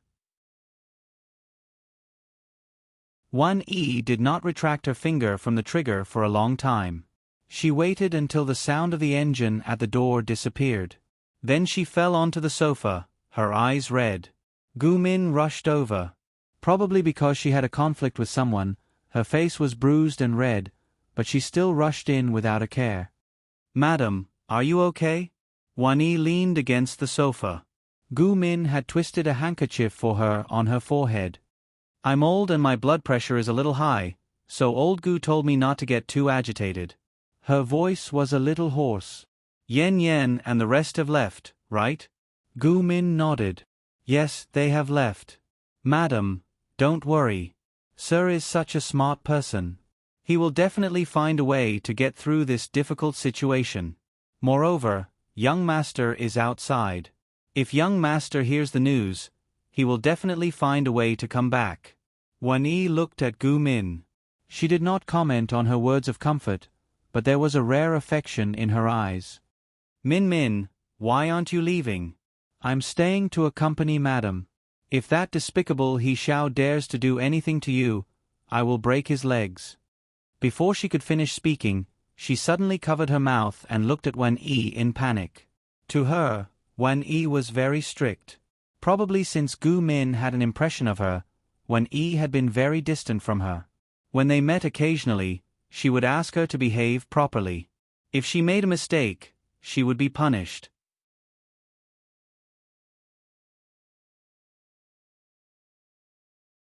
Chapter 459. Gu Min was simple-minded and it was difficult for her to figure out what others were thinking. All these years, she had always felt that Wan Yi did not like her, probably because she was boorish and barbaric. After all, Gu Duo was a well-behaved girl in the past. Although she was overly willful, she had never made a mistake in terms of etiquette. After Yi Huanyan came back and became the real second miss of the Gu family, she was so well-mannered that any script she wrote could be made into a high-quality first-rate movie in the country. In front of Wan Yi, she had always been a little timid and did not know what to do. Are you a little afraid of me? Wan Yi asked. Gu Min quickly shook her head. I am a little strict with you. Wan Yi touched the handkerchief on her forehead and her face was pale. Because you are too much like me. Gu Min's expression froze and she looked up in surprise. I was the one who brought Duo up. I spoiled her too much and neglected her spiritual world, which led to her current paranoid personality. Yen Yen wasn't by my side since she was young, but she's more like her father in her bones. You, on the other hand, are more like me. When I was young, I was naive and ignorant. I was hot-blooded and loyal. I was straightforward, as if anyone in the world could see through my thoughts at a glance. But it is easy to be at a disadvantage like this, Min Min. Gu Min looked confused and hesitated. But didn't Madam meet Sir? That's because I was lucky. I think my luck is pretty good too. I was born in the Four Seasons Villa and had many brothers and uncles to play with me since I was young. Later on, I met Second Miss, young Madam, Naneo, and Xiao Wu. Looking at Gu Min counting with her fingers, the loneliness in Wan Yi's heart lessened a lot. It was good to be content with what one had. If I can't use my cell phone, then is there any way to contact the people back home? Chen Yin collapsed on the sofa with a bitter look on her face. Why don't you try using the phone? I'll just use it. I'm not from the Four Seasons Mountain Villa. It's not like that he guy wants to catch me, right? Yi Huanyan frowned. For safety's sake, let's not take the risk. She needed to contact Gu Qi. Gu Lu had always shared information with Gu Qi when he left. He had just found out that Gu Xinian had disappeared from the west coast. Gu Qi must have a record. Now that something had happened to the Four Seasons Villa, she needed to find Gu Xinian as soon as possible. Naneo yawned as he walked out of the bedroom with his bird's nest hair standing on end. Mommy, I'm hungry. Wait a minute. I ordered breakfast from the hotel. It will be delivered soon. Yi Huanyan carried him up and put him on the sofa, comforting him in a low voice. She didn't dare go out for the past 2 days. Almost everyone in Los Angeles was He Xiao's people, and no one knew if they could come back after leaving. We can't keep doing this. Chen Ying sighed with a dejected look on her face. Brother Xiaobo asked when we're going back. Naneo's muddled voice came from Yi Huanyan's arms. Chen Ying answered casually, Tell him in 2 days. It won't be long. After saying this, there was a long silence. After some time, Chen Yin was the first to jump up from the sofa and look at Yi Huanyan's expression. Sure enough, he looked as shocked as her. "Naneo, what did you just say?" she asked anxiously. "Brother Xiaobo. How did you get in touch with him?" Naneo froze for a moment, then said matter-of-factly, "Code and program. Brother Xiaobo and I use this to contact each other every day." Yi Huanyan asked tentatively, "If someone is monitoring us, will it expose our location?" "No. Brother Xiaobo designed an anti-monitoring program. If we're detected, the feedback address will automatically be sent back to another location. Brother Xiaobo said it's a diversion." Brother Xiaobo. It really did come in handy. For the next 3 days, Yi Huanyan and Chen Yin kept an eye on Naneo and asked him to contact Song Xiaobo remotely on the computer. Since Song Xiaobo's ability to take care of himself was negative, it wasn't easy for him to accurately find Gu Qi. Even though Gu Qi was at Haiyan Media, they only received accurate information 3 days later that Song Xiaobo had contacted Gu Qi. After another 2 days, Gu Qi flew to Los Angeles. The moment he opened the door, Chen Yin almost pounced on him and hung herself around his neck. She asked anxiously, "Did you bring food? I want to eat covered rice." They ate Western food every day in the hotel. After 5 days of eating, Chen Yin wanted to vomit whenever she saw steak and bread. Gu Qi dodged her attack and closed the door behind him. He said in a deep voice, "I can't bring food on the plane. Let's eat after we get out." Chen Yin wailed and threw herself on the sofa. 2nd Mississippi, when Gu Qi saw Yi Huanyan, he lowered his head cautiously. Yi Huanyan took a deep breath. "Are you sure my brother is in Los Angeles?" "Yes, he's in Manhattan Beach." Gu Qi had a look of certainty on his face. That's what was recorded in the Gu family's database. When the speedboat left the west coast, it was exposed. The tracker on the island tracked it all the way to the villa in Manhattan Beach, but my brother hasn't had time to find out which villa it was. Gu Lu wasn't a god.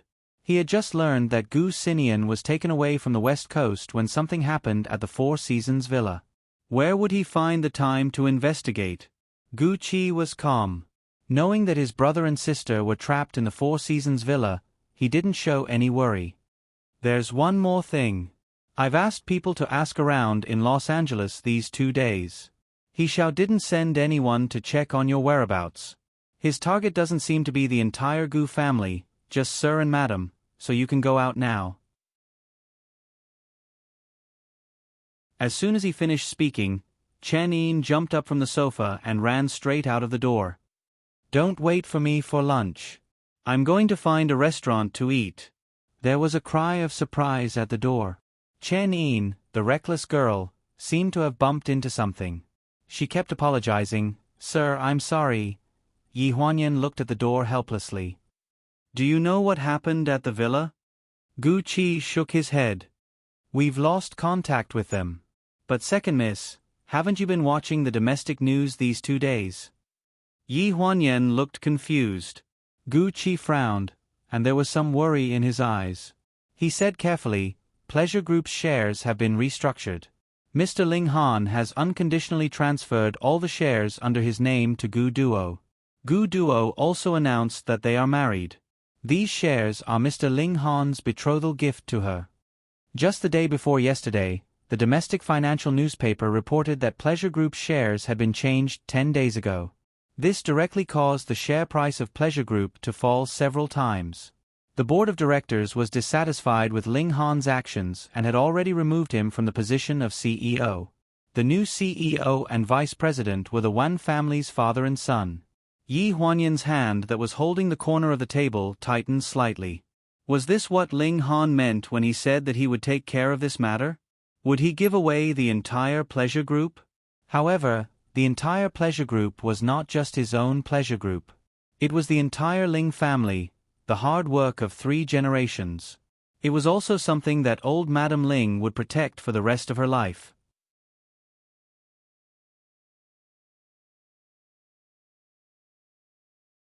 Chapter 460. Yi Huanyan didn't understand Ling Han's actions. Even if he wanted to compensate Gu Duo, he could have done it in other ways. "There's one more thing." Gu Qi hesitated again and again, looking troubled. Just say it.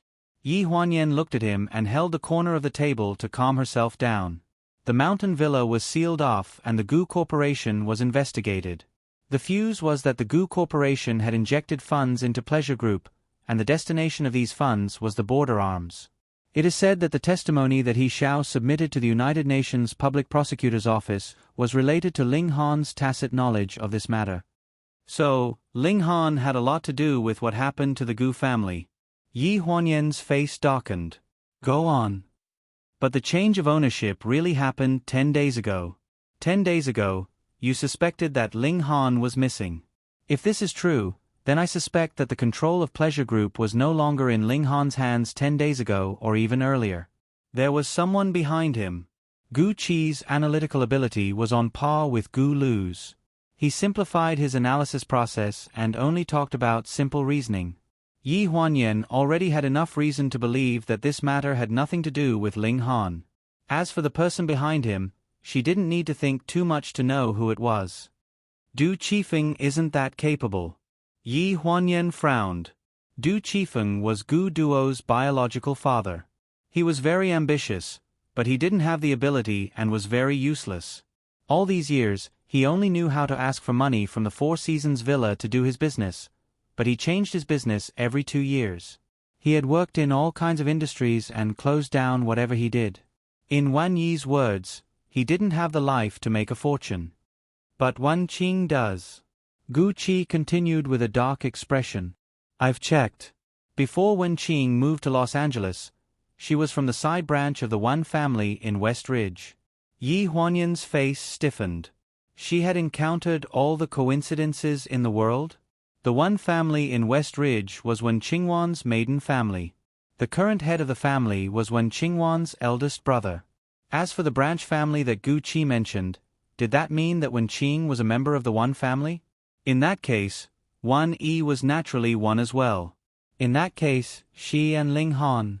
Guessing what Yi Huanyan was thinking, Gu Qi calmly added, a very distant relative. The surname Wan is a big family in West Ridge, so it spread far and wide. Almost everyone there has the surname Wan. Madam and Wan Qing are cousins, so second miss, you don't have to worry about your blood relationship with Mr. Ling Han. It's very faint, almost non-existent. Yi Huanyan's eyes were a little resentful, but in the end, there was still some affection. She coughed dryly to cover up her embarrassment and awkwardly changed the topic. So you're saying that Gu Duo and Umbo worked together to make Ling Han a mere figurehead? Gu Qi nodded. Yi Huanyan's expression darkened. She took a deep breath and slowly exhaled, but still felt very stifled in her chest. Even though she knew that he was being held hostage, the knot in her heart was still difficult to dissolve. After all, it was pleasure that had implicated the Four Seasons Villa. After all, this was how it was. After a long while, she asked in a hoarse voice, "Where is he now?" Gu Qi hesitated for a moment and said in a low voice, "Outside the door." Yi Huanyan's expression froze, and there was a hint of astonishment in her eyes as if she couldn't believe what she had heard. She asked, "What did you say?" "After he left Pleasure's board of directors, he went to Haiyan Media to look for you, but I couldn't contact you at that time, so I asked him to go back and wait for you. He waited for you downstairs for 5 days. After that, I felt that he wasn't a threat, so I brought him here." These words that weren't a threat made Yi Huanyan's heart skip a beat. She suddenly remembered that Chen Yin had shouted at the door just now. Her eyes suddenly tightened, and she quickly walked to the door. She pulled open the door, but there was no one in the corridor. Gu Qi frowned. He was here just a moment ago. There was a rustling sound coming from the corner of the corridor. Yi Huanyan clenched her hands and walked straight in that direction. The man standing in the shadow of the corner was wearing a large winter coat. His gray felt hat was pulled down so low that his facial features couldn't be seen. She could only see that he was extremely unkempt. Although he was tall, he was leaning on a crutch. Yi Huanyan's face turned pale. She looked at him in disbelief and said in a hoarse voice, "Ling Han." The moment he heard her voice, Ling Han's figure shrank back. His slender and clean fingers gripped the crutch in his hand tightly. His stubble trembled slightly, as if he didn't dare to look up. Ling Han. Yi Huanyan composed herself and raised her voice to call out again. This time, she reached out her hand, wanting to touch his fingers. When he felt the warmth of her fingertips on the back of his hand, Ling Han slowly raised his head, revealing the unkempt but still handsome face under the felt hat. Yi Huanyan didn't know what he had gone through to become like this. She had too many questions to ask him, but those questions weren't as important as him suddenly appearing in front of her at this moment. Even if he was in such a sorry state, even if he had caused the Gu family to be in such a precarious situation. In the living room, Yi Huanyan helped him sit down and handed him a hot towel. Your leg. I've been in the water prison for too long. Luckily, I still have one leg that can move. He pretended to be indifferent, but his words made Yi Huanyan's expression turn even uglier. So you were coerced by Gu Duo? No wonder Gu Qi had such a confident look on his face earlier. There were many things that he had most likely already verified with Ling Han. Yes. Is my brother really in Gu Duo's hands? Yes. After asking the question and getting the answer, she didn't know how to react. Grief or resentment didn't seem appropriate. Yi Huanyan felt a sharp pain in her heart. They had been involved in other things time and time again, but they were still willing to jump in. Gu Duo had grasped this point and had proven it time and time again. In Manhattan Beach, the maid in charge of looking after Gu Sinian every day pushed his wheelchair to the balcony and then stood quietly at the side, waiting for him to ask to go back after he finished basking in the sun. There were only 4 people in the villa, including Gu Sinian. 1 maid and 2 bodyguards. The bodyguards were in charge of moving the weak Gu Sinian every day, and the maid was in charge of his meals and lodging. A piece of driftwood floated over from afar. A wave hit it, and after the wave receded, 2 figures were pushed to the beach. Gu Sinian's eyes narrowed and he said in a low voice, "Go and take a look." The maid was stunned. "Miss said you can't go out. I said you go and take a look. If it's a person, bring him back for treatment." "Did she say you can't bring anyone back?" "No." "Then go."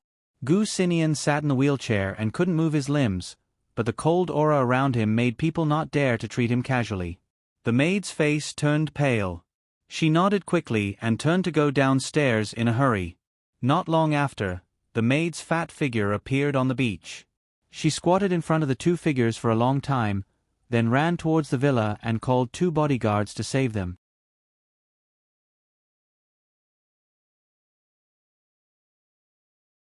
Chapter 461. When the maid came back, Gu Sinian had already pushed the wheelchair back into the room. He leaned against the windowsill and looked out of the window in a daze. When he heard the sound of footsteps, he asked, "How is it?" The maid was stunned and hurriedly said, "They're fine. The doctor came to see them. They just fainted after floating on the sea for too long. It's a man and a woman.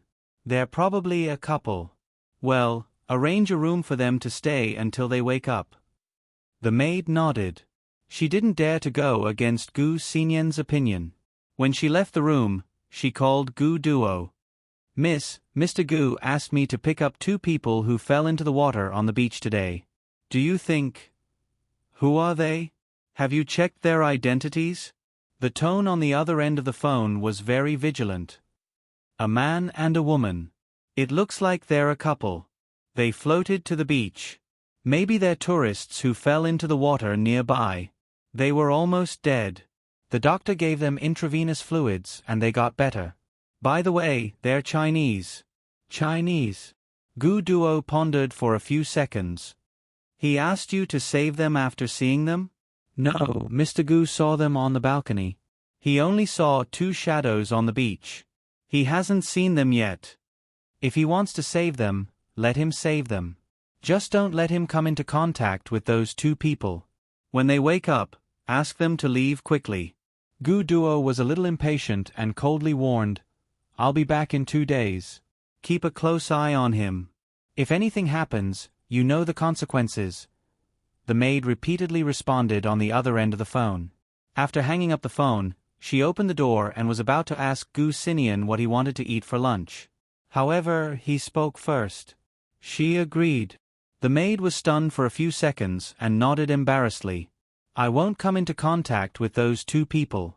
Take good care of them and send them away when they wake up. The maid's expression changed slightly and revealed a look of astonishment. These words were almost exactly the same as Gu Duo's request. If it weren't for the top-notch sound insulation in the room, she almost thought that Gu Sinian was eavesdropping. Okay. I understand, Mr. Gu. There are more than 50 villas on the beach where the ship docked. It won't be too difficult to search them one by one, but I'm afraid that we will alert the enemy.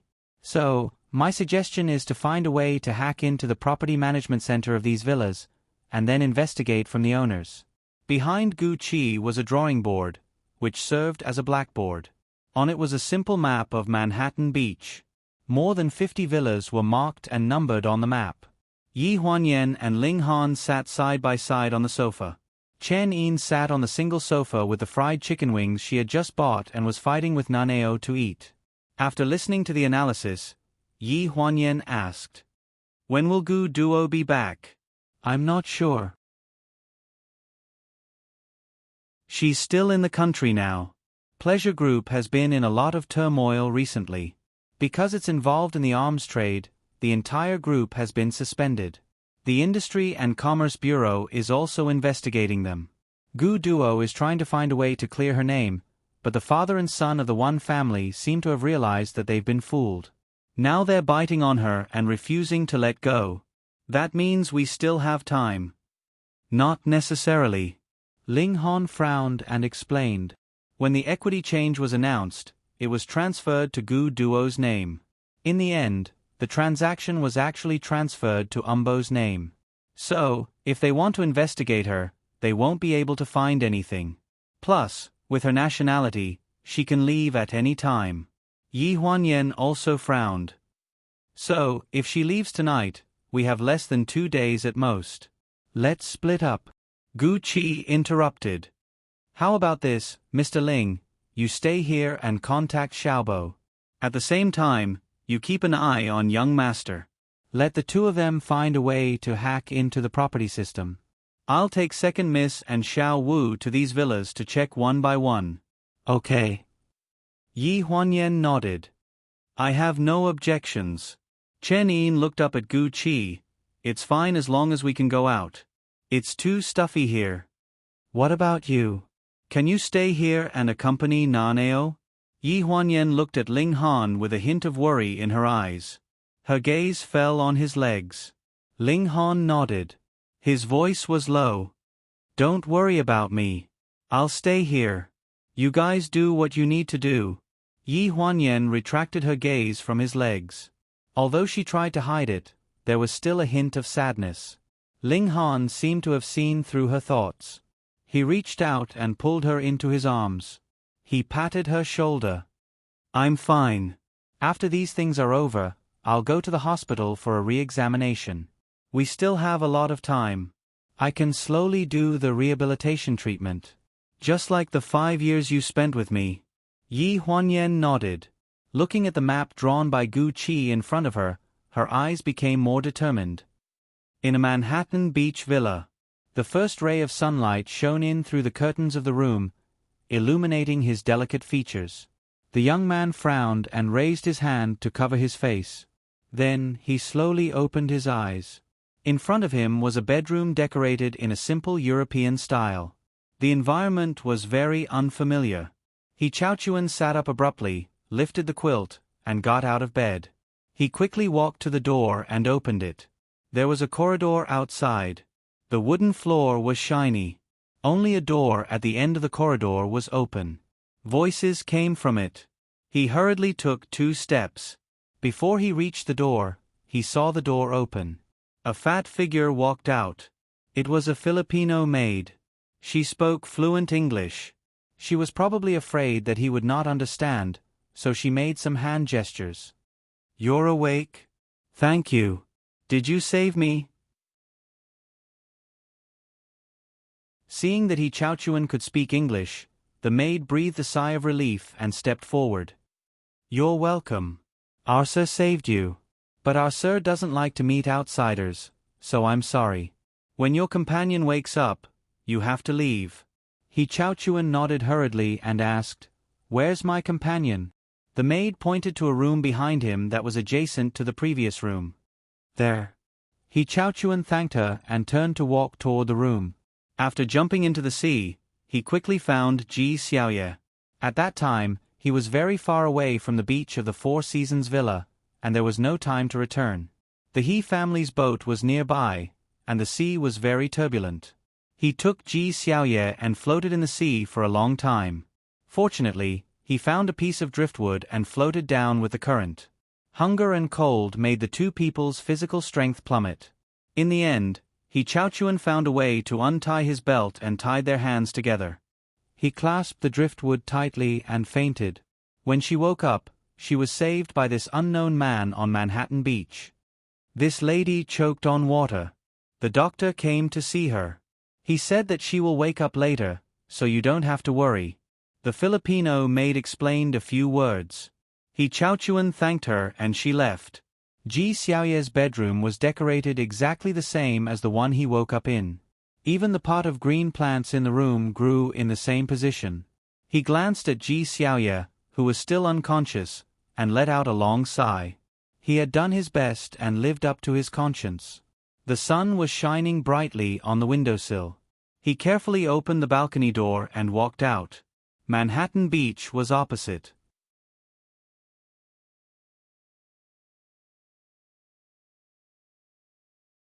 Chapter 462. This was the first time He Chao had been outside the house since he woke up. Only then did he realize that this place was not unfamiliar to him. About 2 villas away from the beach, there was a villa near the beach, which was his private property.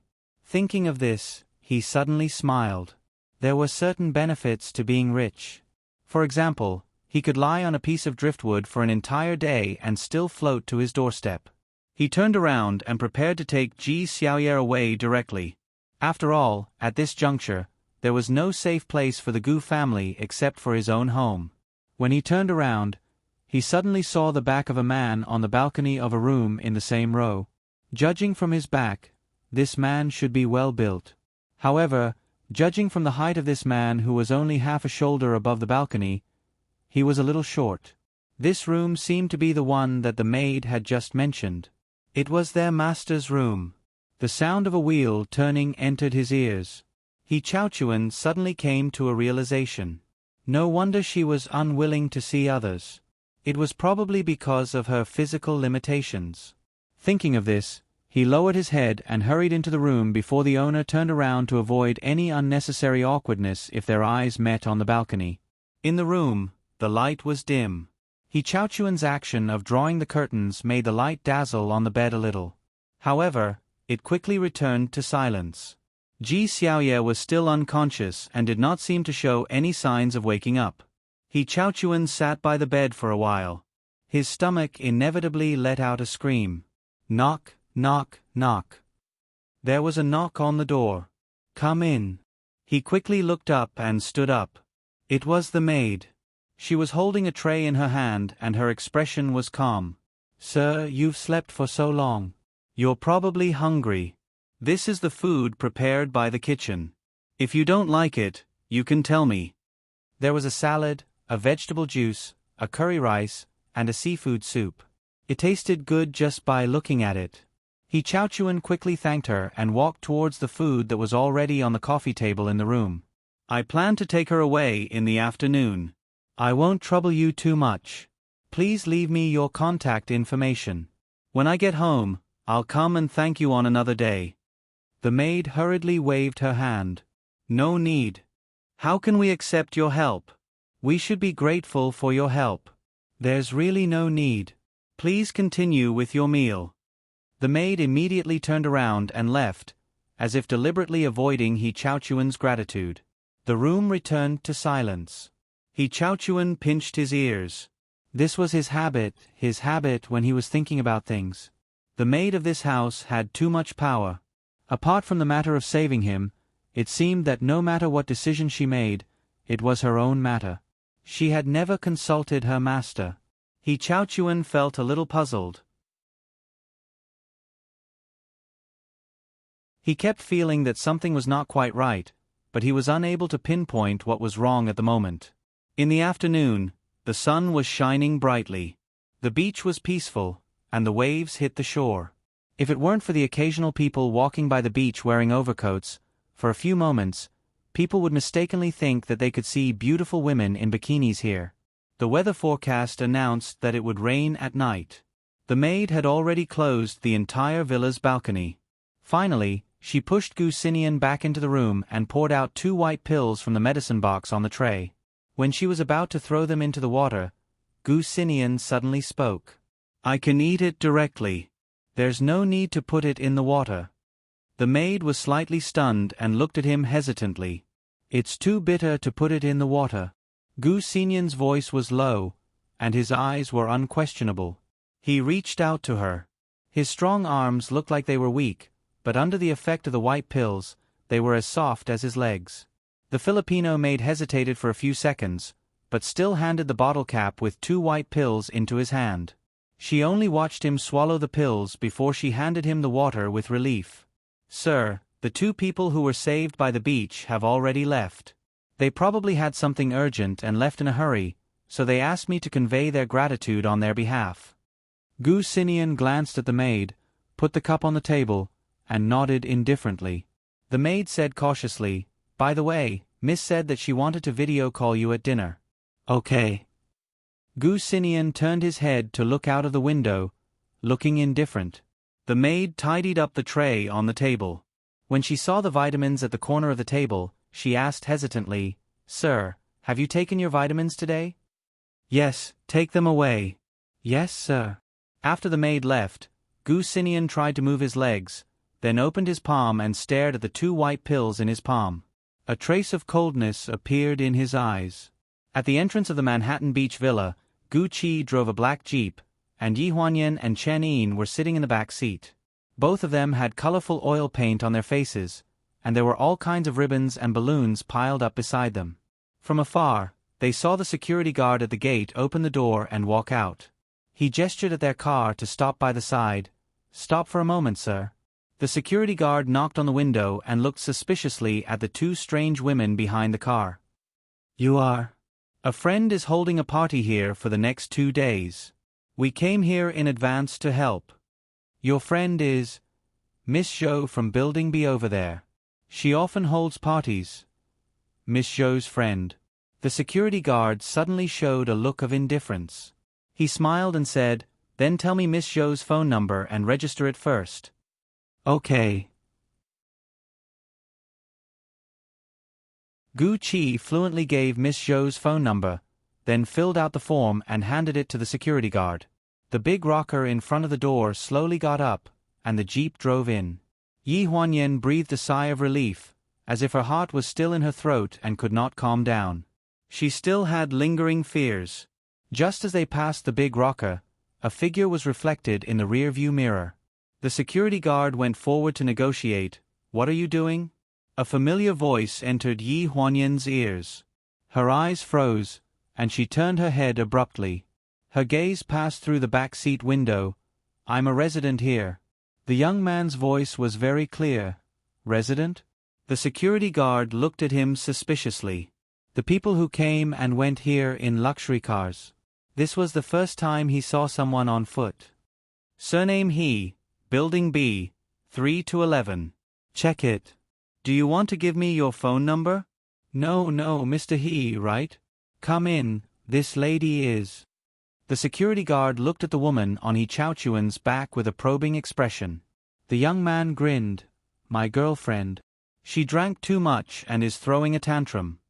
"Do you need help?" "No, you do what you need to do. I'm going in." He Chaochuan's figure disappeared around the corner of the main road. Yi Huanyan pulled the car door, but Gu Qi locked it in time. Gu Qi deliberately lowered his voice in the car. "Don't alert the enemy first. We'll follow them later." They did not expect to bump into Yi Chaochuan and Ji Xiaoya here. The moment she saw them, Yi Huanyan's face was filled with uncontrollable ecstasy. They were still alive.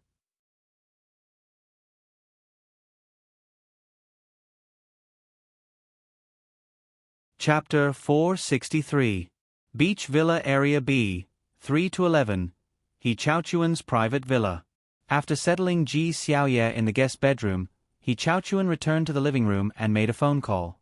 Uncle Wang, this is Xiaochuan. I've been busy with the design for the past 2 days, so I didn't tell my dad when I left. By the way, it's too noisy at home, so I moved to Manhattan Beach. Go back? Why? I'm fine here. I'll call my dad myself later. Don't worry about it. When Gu Qi climbed in through the window on the second floor, He Chaochuan was still on the phone downstairs. The villa had a password lock. Unless one blew up the entire door with explosives, one could only enter from the second floor. Fortunately, He Chaochuan opened the window on the second floor as soon as he came back, which gave Gu Qi a great opportunity.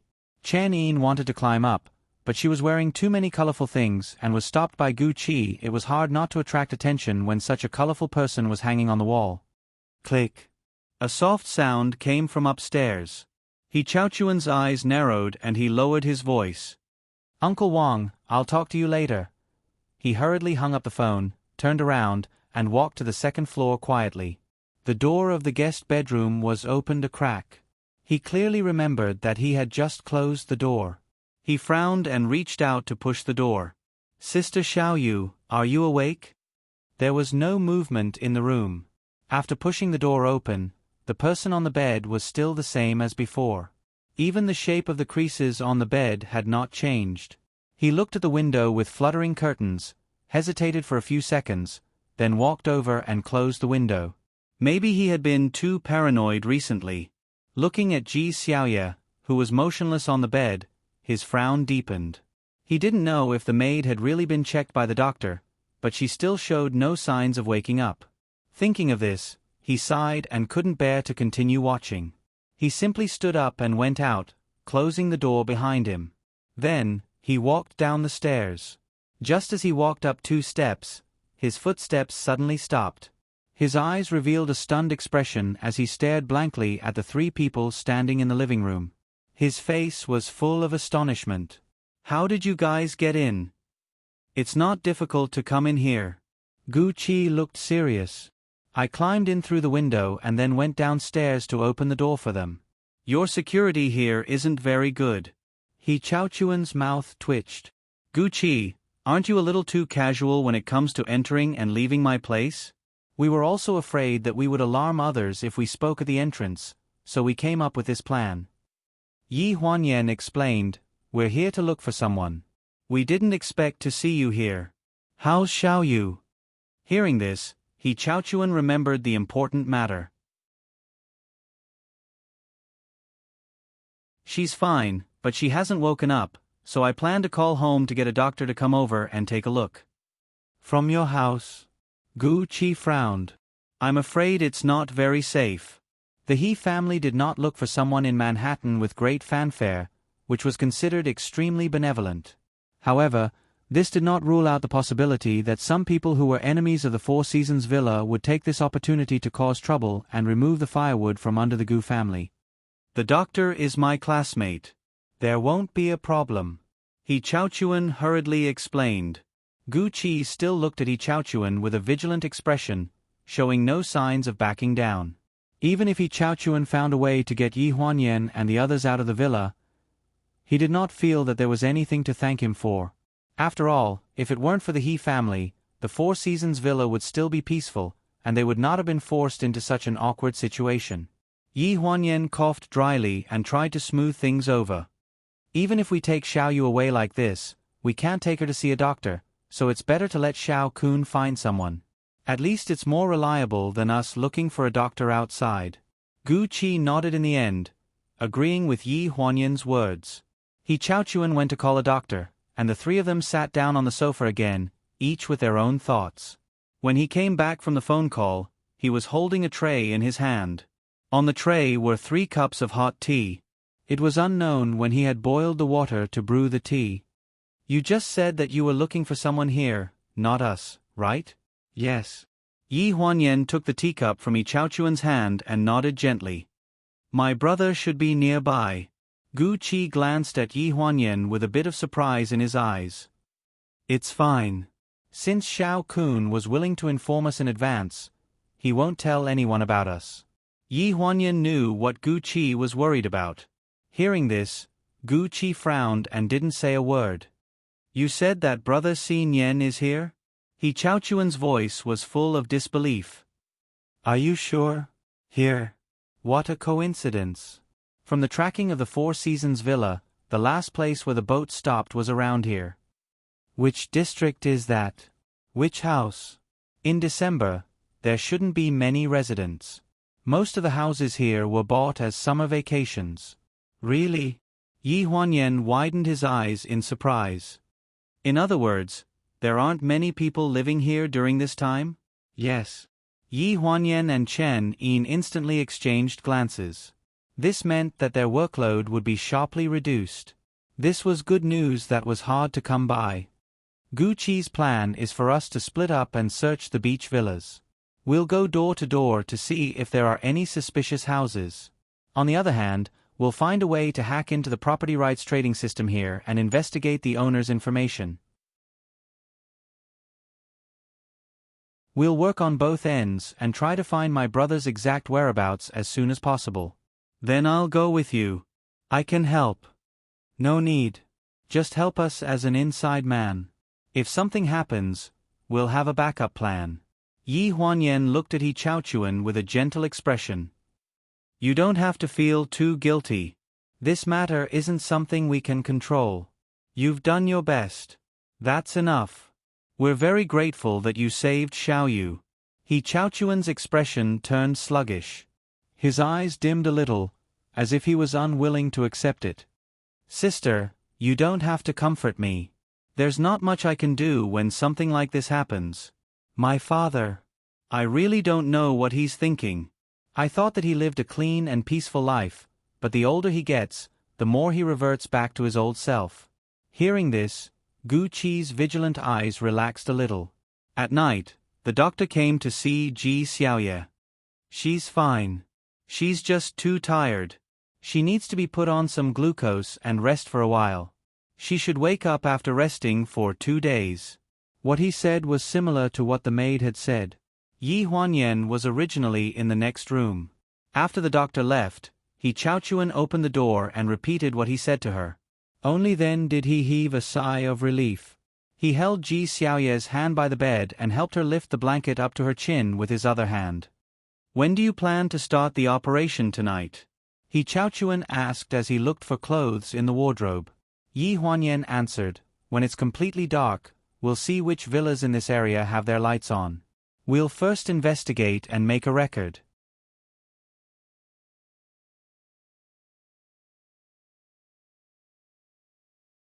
Chapter 464. When the sky was completely dark, Yi Huanyan, Gu Qi, and Chen Yin spread out in the villa area by the beach and began to move. Before he left, he specifically asked He Chaochuan to find a bottle of wine and spray it all over his body. If anything happened, he could pretend that he was a guest who had too much to drink at a party nearby and was wandering around. Yi Huanyan's face was still covered in thick oil paint. They began to search the villa area near He Chaochuan's house. Sure enough, as he said, there were not many people living on the beach in December. At a glance, there were very few lights on. After knocking on several doors, only the servants who stayed at home opened the door. When they saw that the person knocking on the door was a drunkard, they impatiently closed the door. Those with bad attitudes were ready to call the police. After a busy night, it was already midnight when they returned to He Chaochuan's villa. It was much faster than the original plan.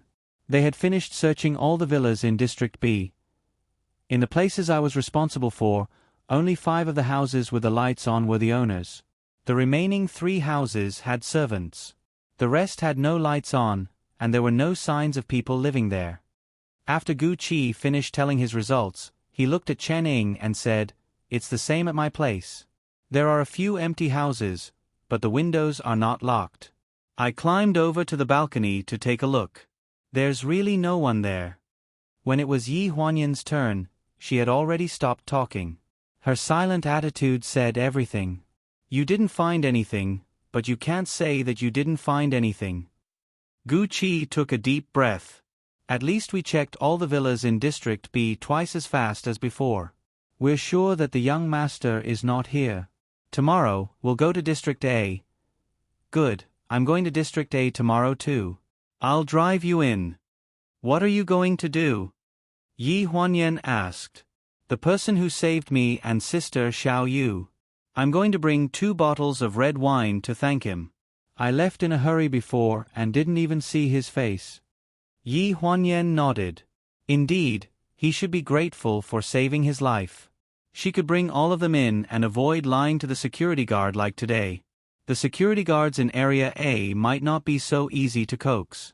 According to the original plan, they were going to leave the beach overnight after they finished investigating. However, since they met He Chaochuan here, there was no need to leave. However, Yi Huanyan was worried about Ling Han and Naneo, so she asked Gu Qi to go back and deliver a letter. She and Chen Yin stayed behind. I saw the news this afternoon. The news of the Gu family being thoroughly investigated has already been reported. Uncle Gu has been locked up alone for interrogation, and there is still no news from the Four Seasons villa. I don't know what's going on. I want to contact the people around my father to check, but I'm afraid of exposing you. He Chaochuan looked at Yi Huanyan awkwardly. It's okay. Like I said, you don't have to feel too burdened. This matter wasn't your fault to begin with. Yi Huanyan continued, after such a big incident, all the subsidiaries of Gu's group have been closed down for rectification. It's impossible not to be on the news. As for the villa, I think Uncle he will more or less give me some face and won't do anything to my mother. That's true, but... He Chaochuan knew that there was no point in saying this now, so he swallowed the words that were about to come out of his mouth and changed his words.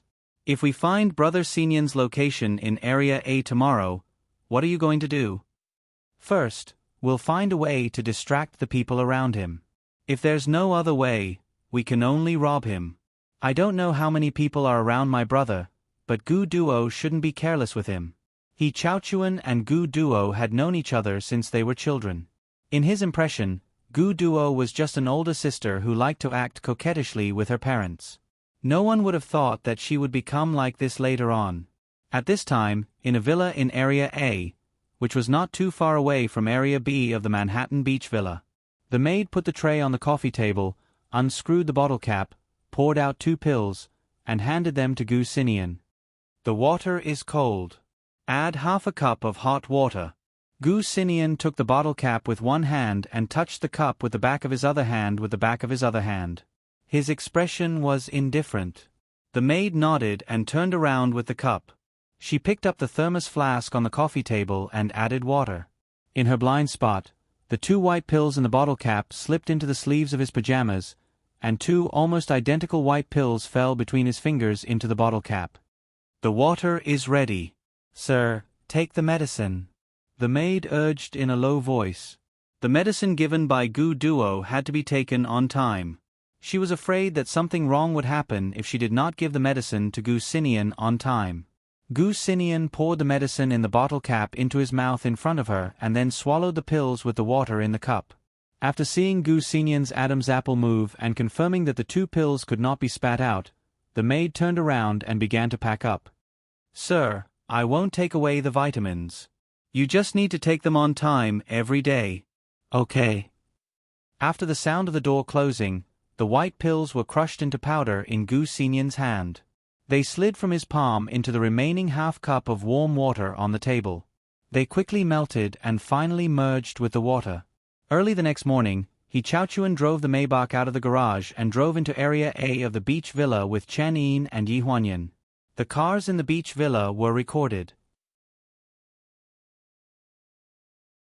This time, the security guard did not stop them and let them in directly. In the morning, Gu Qi called and said that there was a new movement in the Four Seasons villa. He needed to find a way to investigate and try to contact Gu Lu. Therefore, he let Yi Huanyan and Chen Yin investigate Area first in the morning. Because it was daytime, the 2 of them didn't put on any of those exaggerated oil paints on their faces. They only used a dark foundation to make their faces look very dark. Those who didn't know better would think that their skin was naturally dark. If they weren't very familiar with them, they wouldn't be able to recognize them at a glance. After leaving the security guard's sight, the two of them directly got out of the car. He Chaochuan pointed to a villa not far away and said, "I'm in that house. I'm in that house over there. When the time comes, just wait for me nearby. Contact me at any time." Following the direction of his finger, Yi Huanyan and Chen Yin both looked up and memorized the location. They nodded and left from the fork, going straight into the deepest part of the villa area. Ding dong. The doorbell rang, which made the maid very surprised. After opening the door and seeing He Chaochuan, her eyes became more vigilant. "Hello, I'm here to thank your husband." He Chaochuan lifted the things in his hand and pulled out a kind smile at the nervous maid. However, the maid blocked the door and had no intention of letting him in. "Sir is not at home. You don't have to thank him for saving you last time. Hurry up and leave." With that, the maid was about to close the door.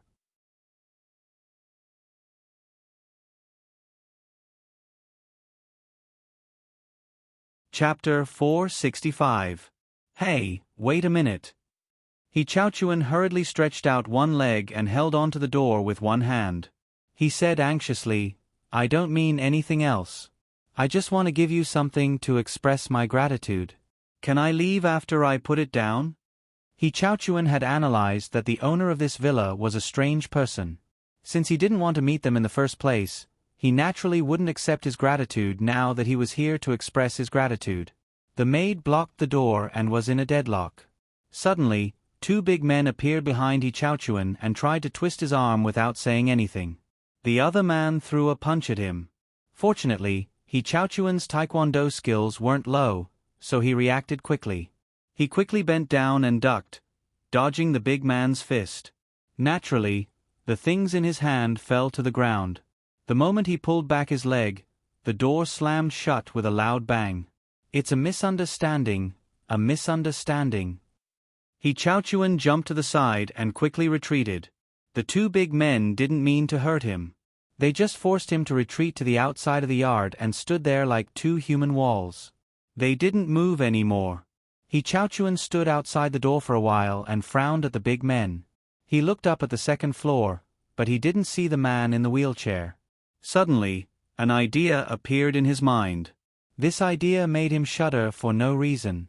He looked at the window sill on the second floor in disbelief. What kind of person would need two bodyguards who were obviously skilled in hiding in a place where they lived? What kind of person lived in a place where the housekeeper had more power than anyone else and didn't even need to ask for the owner's permission? What kind of person lived in this place? He didn't dare to stay any longer. He turned around and climbed into the car. As he dialed the phone, he started the car in the direction where Yi Huanyan and the others had disappeared. Yi Huanyan and Chen Yin were at their wits' end. They couldn't pretend to be drunkards during the day.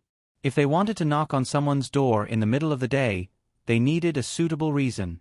Chen Yin's method was to sell insurance. As a result, when they knocked on the door of the first house, they were almost called by the police. "Get in the car. I have something to say."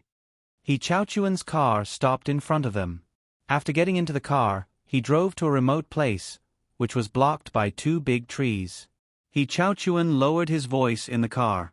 "I just discovered something, and it made me guess." "What did you find?" "The man who saved me earlier is in a wheelchair. I have never seen him before. The nanny is a maid.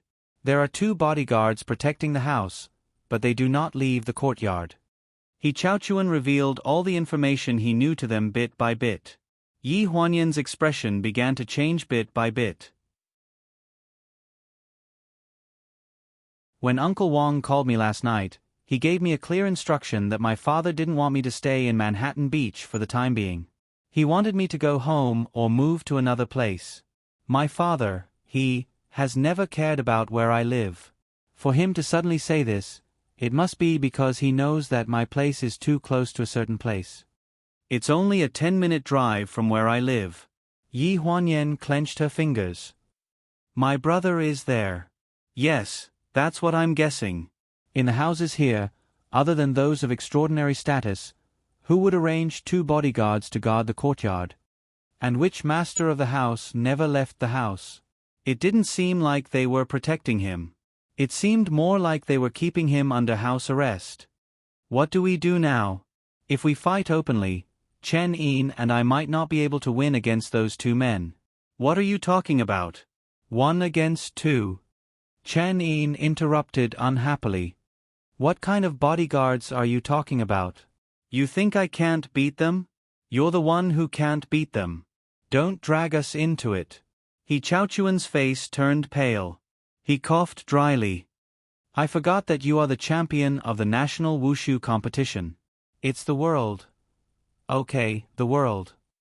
He Chaochuan took a deep breath and weighed his strength. Chen Yin shouldn't be worried. She wasn't bragging when she stretched her hand. What he needed to worry about was himself. Thinking of this, he looked at Yi Huanyan and said in a low voice, "The other maid is older. Sister Yan Yan, maybe you can beat her." There wasn't much time, so they could only fight openly. Roundabout tactics weren't suitable for a person in a wheelchair, and time didn't allow for it. So they could only use the simplest and most violent method. How about this? I'll carry those things over later. If they stop me, we'll have a little conflict. Chen Yin will come out of the car to help me. I'll try to get the maid to fight with us. Then, Sister Yan Yan, you go directly to the master bedroom on the 2nd floor. It's the room on the far west side. The plan was simple, and they didn't have much time to figure out its feasibility. They could only act according to the situation. 5 minutes later, He Chaochuan pushed open the courtyard door with the things that had just been thrown out. He stood at the door and pressed the doorbell madly.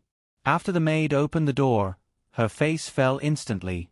If it weren't for her dark complexion, she might have turned blue. "Why is it you again? I still feel that I should bring the things here. I want to thank your husband personally." I said no need. The maid's tone was quite impatient. Her eyes wandered around, as if looking for the bodyguard. She raised her fat chin and said unhappily, "Hey sir, if you continue to be like this, we won't be polite anymore." He Chaochuan was afraid that she would close the door, so he raised one leg and stuck it on the doorframe again. The two big men came a little late this time. They probably thought that after driving him away, he wouldn't dare to come back for a while. The two men waved their fists and rushed up. He Chaochuan dodged left and right, but a figure rushed out of the car like lightning and directly wrestled with one of the big men. With a back throw, a 200-pound man fell to the ground. The maid was about to close the door, but was frightened by the scene. She hurried back to the room to make a phone call. At this time, Yi Huanyan crept along the wall to the door from the corner. She flashed into the room and saw the maid standing in the opposite room with her back to her, making a phone call. She tiptoed to the stairs and went upstairs. She was halfway up the stairs. "Hey, what are you doing?" The moment the shrill voice of the Filipino maid sounded, she broke into a run, just like she had rehearsed it countless times in her mind before. As soon as she reached the 2nd floor, she ran along the corridor to the westernmost room, twisted open the bedroom door, and directly locked it. "Yan Yan." The familiar voice sounded. Yi Huanyan suddenly raised her eyes and looked at the source of the voice. On the wheelchair by the window was a handsome man with short silver-white hair. His face was slightly pale. He was pulling the floor-to-ceiling window of the balcony, as if he was going to go out. "Brother, I finally found you." Yi Huanyan strode forward. The moment her eyes fell on the wheelchair under him, her voice lowered. "Brother, your leg." Gu Sinian looked down and didn't have time to answer. He hurriedly said, "Come here, she has the key to the room."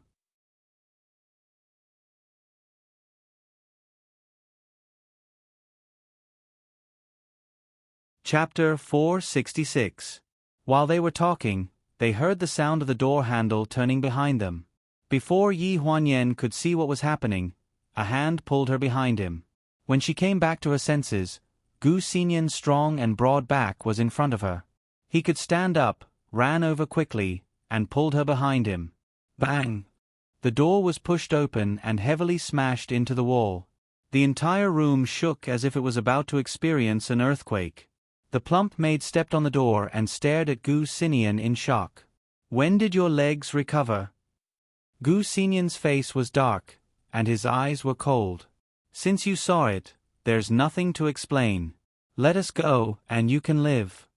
When Yi Huanyan saw that Gu Sinian could stand up, she heaved a sigh of relief. But when she looked down, she saw that his clothes were trembling slightly. Upon closer inspection, she could see that his legs were slightly bent and he couldn't stand up straight. Her face turned pale, and she held Gu Sinian's hand tightly. The maid frowned, and her dark face was full of anger. She seemed to be dissatisfied with Gu Sinian's attitude. She growled, "Sir, didn't you take your medicine?" Yi Huanyan couldn't help but twitch her mouth. Was this the right time to talk about this? But I saw you take your medicine every day. You couldn't have spat it out. I used vitamins to exchange for the medicine and took it in front of you. Of course, you couldn't tell. Gu Sinian was pulling Yi Huanyan back. He seemed to be looking for an opportunity to break through the wall of flesh at the door. The maid slammed the door with one hand, and it made a loud bang. You can't walk out of here just because you lied to me and didn't take your medicine. Gu Sinian frowned and protected Yi Huanyan behind him. The black muzzle was aimed at him, and he said in a deep voice, "If you kill me, you won't be able to explain to Gu Duo. Sir, I want to hit this woman who trespassed on private property. It's not against the law. This is also Mrs. Order." The long stalemate didn't do Gu Sinian any good. His legs began to tremble. He didn't have the opportunity to exchange for vitamins every time, and he didn't know how much of the medicine was left in his body. He couldn't guarantee that if he fought with the maid now, he could protect Yi Huanyan unscathed. In fact, the sudden arrival of Yi Huanyan and the others had ruined his original plan. "Let her go, I'll stay." Gu Sinian held onto the pillar at the end of the bed as beads of sweat started to form on his forehead. The Filipino maid did not notice his strangeness. She just frowned and refused to relax her vigilance. She hesitated for a few seconds and finally glanced at the table. Okay. Sir, as long as you take today's medicine, I'll let this lady go." "Don't take it." Yi Huanyan grabbed his hand. "Brother, Xiao Wu and Xiao Kun are downstairs. We still have a chance. They have guns." Gu Sinian's low voice sounded. It was as if a basin of cold water had been poured on Yi Huanyan's head, and her body became cold little by little.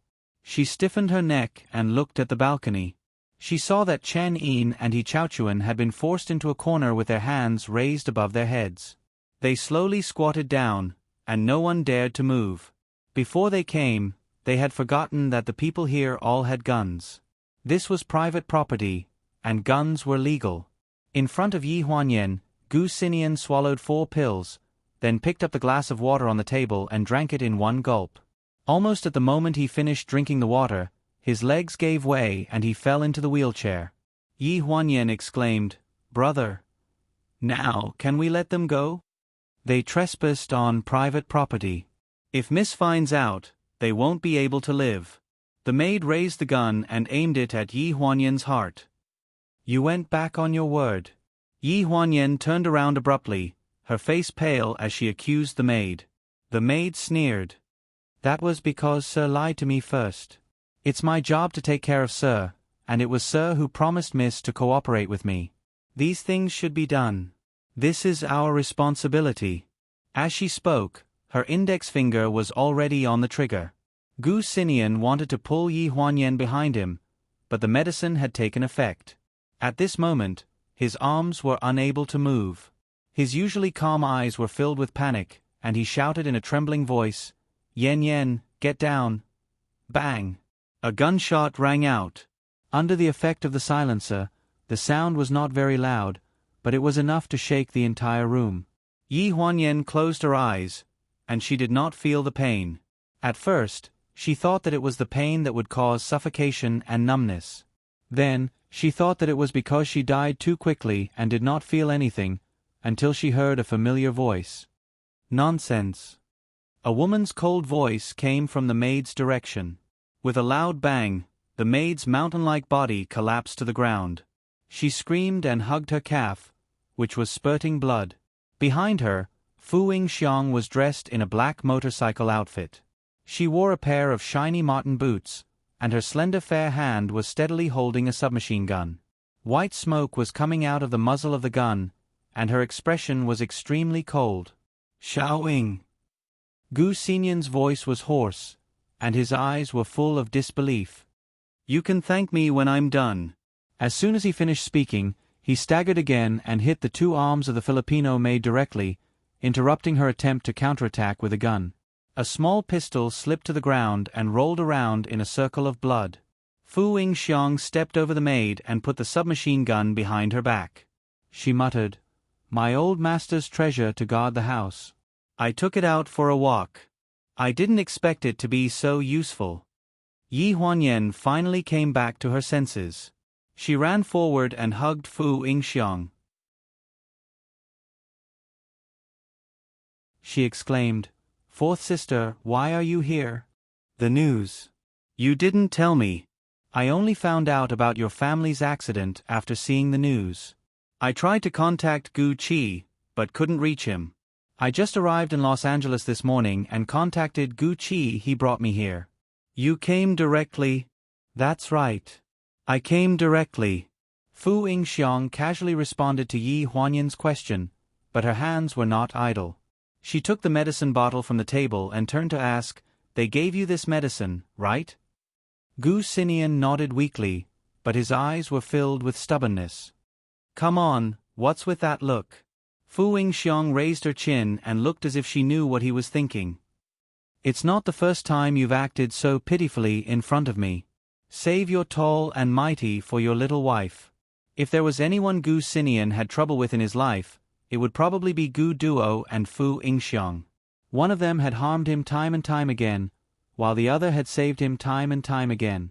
However, if there was anyone Gu Xinian was a little afraid of, it would be Fu Yingxiang.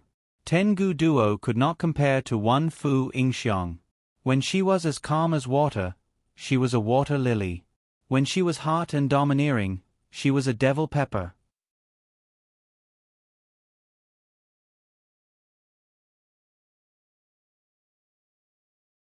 Chapter 467.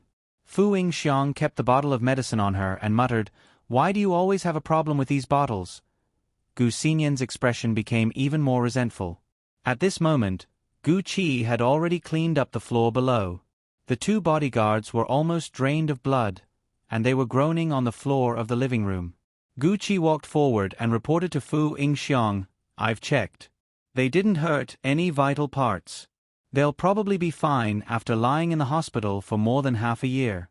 I've called the emergency services, but the Gu family is under investigation now, so the follow-up here. I'll get someone to deal with it. It has nothing to do with you. Go upstairs and carry your young master down. We have to leave quickly. Gu Duo is flying back today, so she should be at the airport by now." Fu Yingxiang was the one who decided to carry the gun. She took a private jet from Las Vegas and carried a small black box. When Gu Qi first saw it at the hotel in the morning, he thought it was some kind of musical instrument. He only saw her open it before they left. The shiny body of the gun was quite heavy, and most women would not be able to hold it steadily. 10 minutes ago, Fu Yingxiang had shot the two bodyguards who were approaching Chen Yin, and he Chao-chuan at the door as soon as she got out of the car. Gu Qi thought that she was shooting casually and was afraid that her hands would tremble and turn them into sieves. He was very anxious, but he did not expect that after a final check, every shot would avoid the vital parts. If this was used to commit a crime, it would basically be a perfect way to avoid being sentenced. When Yi Huanyan came downstairs, Fu Yingxiang had already chatted with Chen Yin for a while. Previously, when Fu Yingxiang returned to China, Yi Huanyan had asked her to meet her friends from the 4th prison. They had not contacted each other all these years, so it was inevitable that they would complain about it. In a hotel apartment in Los Angeles, in order not to attract attention, Gu Qi's jeep drove around Los Angeles for the whole afternoon. He didn't return to the hotel until it was dark. He helped Gu Xinian, who had taken some anti-inflammatory drugs, into the elevator. As soon as he opened the door, Naneo pounced on him and hugged his legs. "Uncle."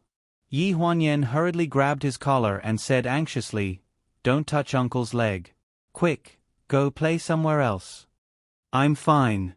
Gu Sinian lowered his hand and touched Naneo's head. His hands slid to his shoulders. He probably wanted to carry him, but he thought of something and just patted him on the shoulder. Then, he helped Gu Qi to the sofa and sat down. Ling Han sat opposite him and poured him a cup of tea. "Drink some water." Gu Sinian nodded. His face was pale, and he took a sip of the water. Many people came back. Except for He Chaochuan, who was in a hurry to go home and lie to his father, everyone, including Fu Yingxiang, came back. Chen Yin was very sleepy. As soon as she came back, she carried Naneo into the bedroom to sleep. Everyone in the room looked unhappy. In the afternoon, news came from the Four Seasons villa that Gu Qi had contacted Gu Lu. He said that He Xiao and Wan Yi had quarreled yesterday. They didn't know what they said, but He Xiao now didn't even let her out of the East Court. "It's not just that." Gu Qi looked worried. "My brother said that He Xiao ordered his subordinates to take Madam away from the island the day after tomorrow." "Where to?" Yi Huanyan asked anxiously. Gu Qi shook his head, his face full of worry. "I don't know. It's because I don't know that I'm worried. If she is taken to the United Nations custody and interrogation place like Sir, Madam's body won't be able to take it. I'm afraid that there is something more unbearable for Mother." Gu Sinian gripped the teacup in his hand, his face gloomy. Yi Huanyan more or less knew about the past.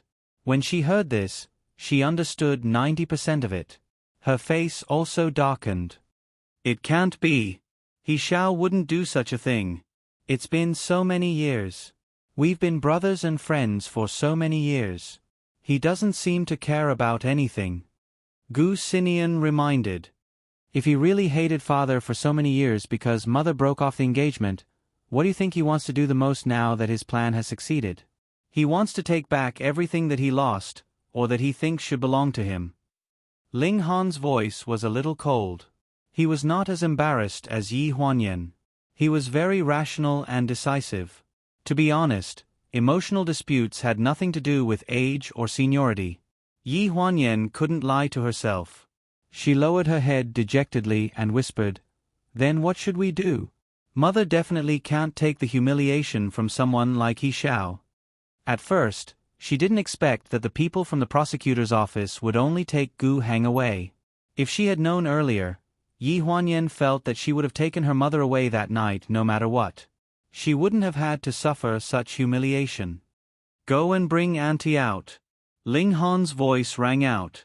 Everyone raised their heads to look at him. Gu Qi frowned and explained, "Mr. Ling, you might not know that the Four Seasons villa is heavily guarded. The 4 entrances to the north, south, east, and west are all closely monitored, especially the East Court. It's as difficult as ascending to the heavens to see Madam. It's almost impossible for us to sneak in. The gambling king's daughter should be able to enter openly, right?" Ling Han's gaze fell on Fu Yingxiang, and there was a hint of inquiry in his eyes. Everyone was slightly stunned. Gu Sinian was the first to react, and he looked up at Fu Yingxiang.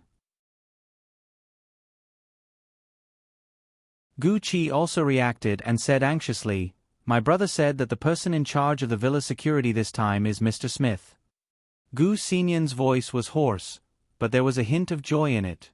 "I heard that when Uncle Fu was still alive, he had a good relationship with Smith. Smith was the main person in charge of monitoring the Four Seasons villa this time, and he was now stationed in the villa. When the gambling king was still alive, he made friends all over the world.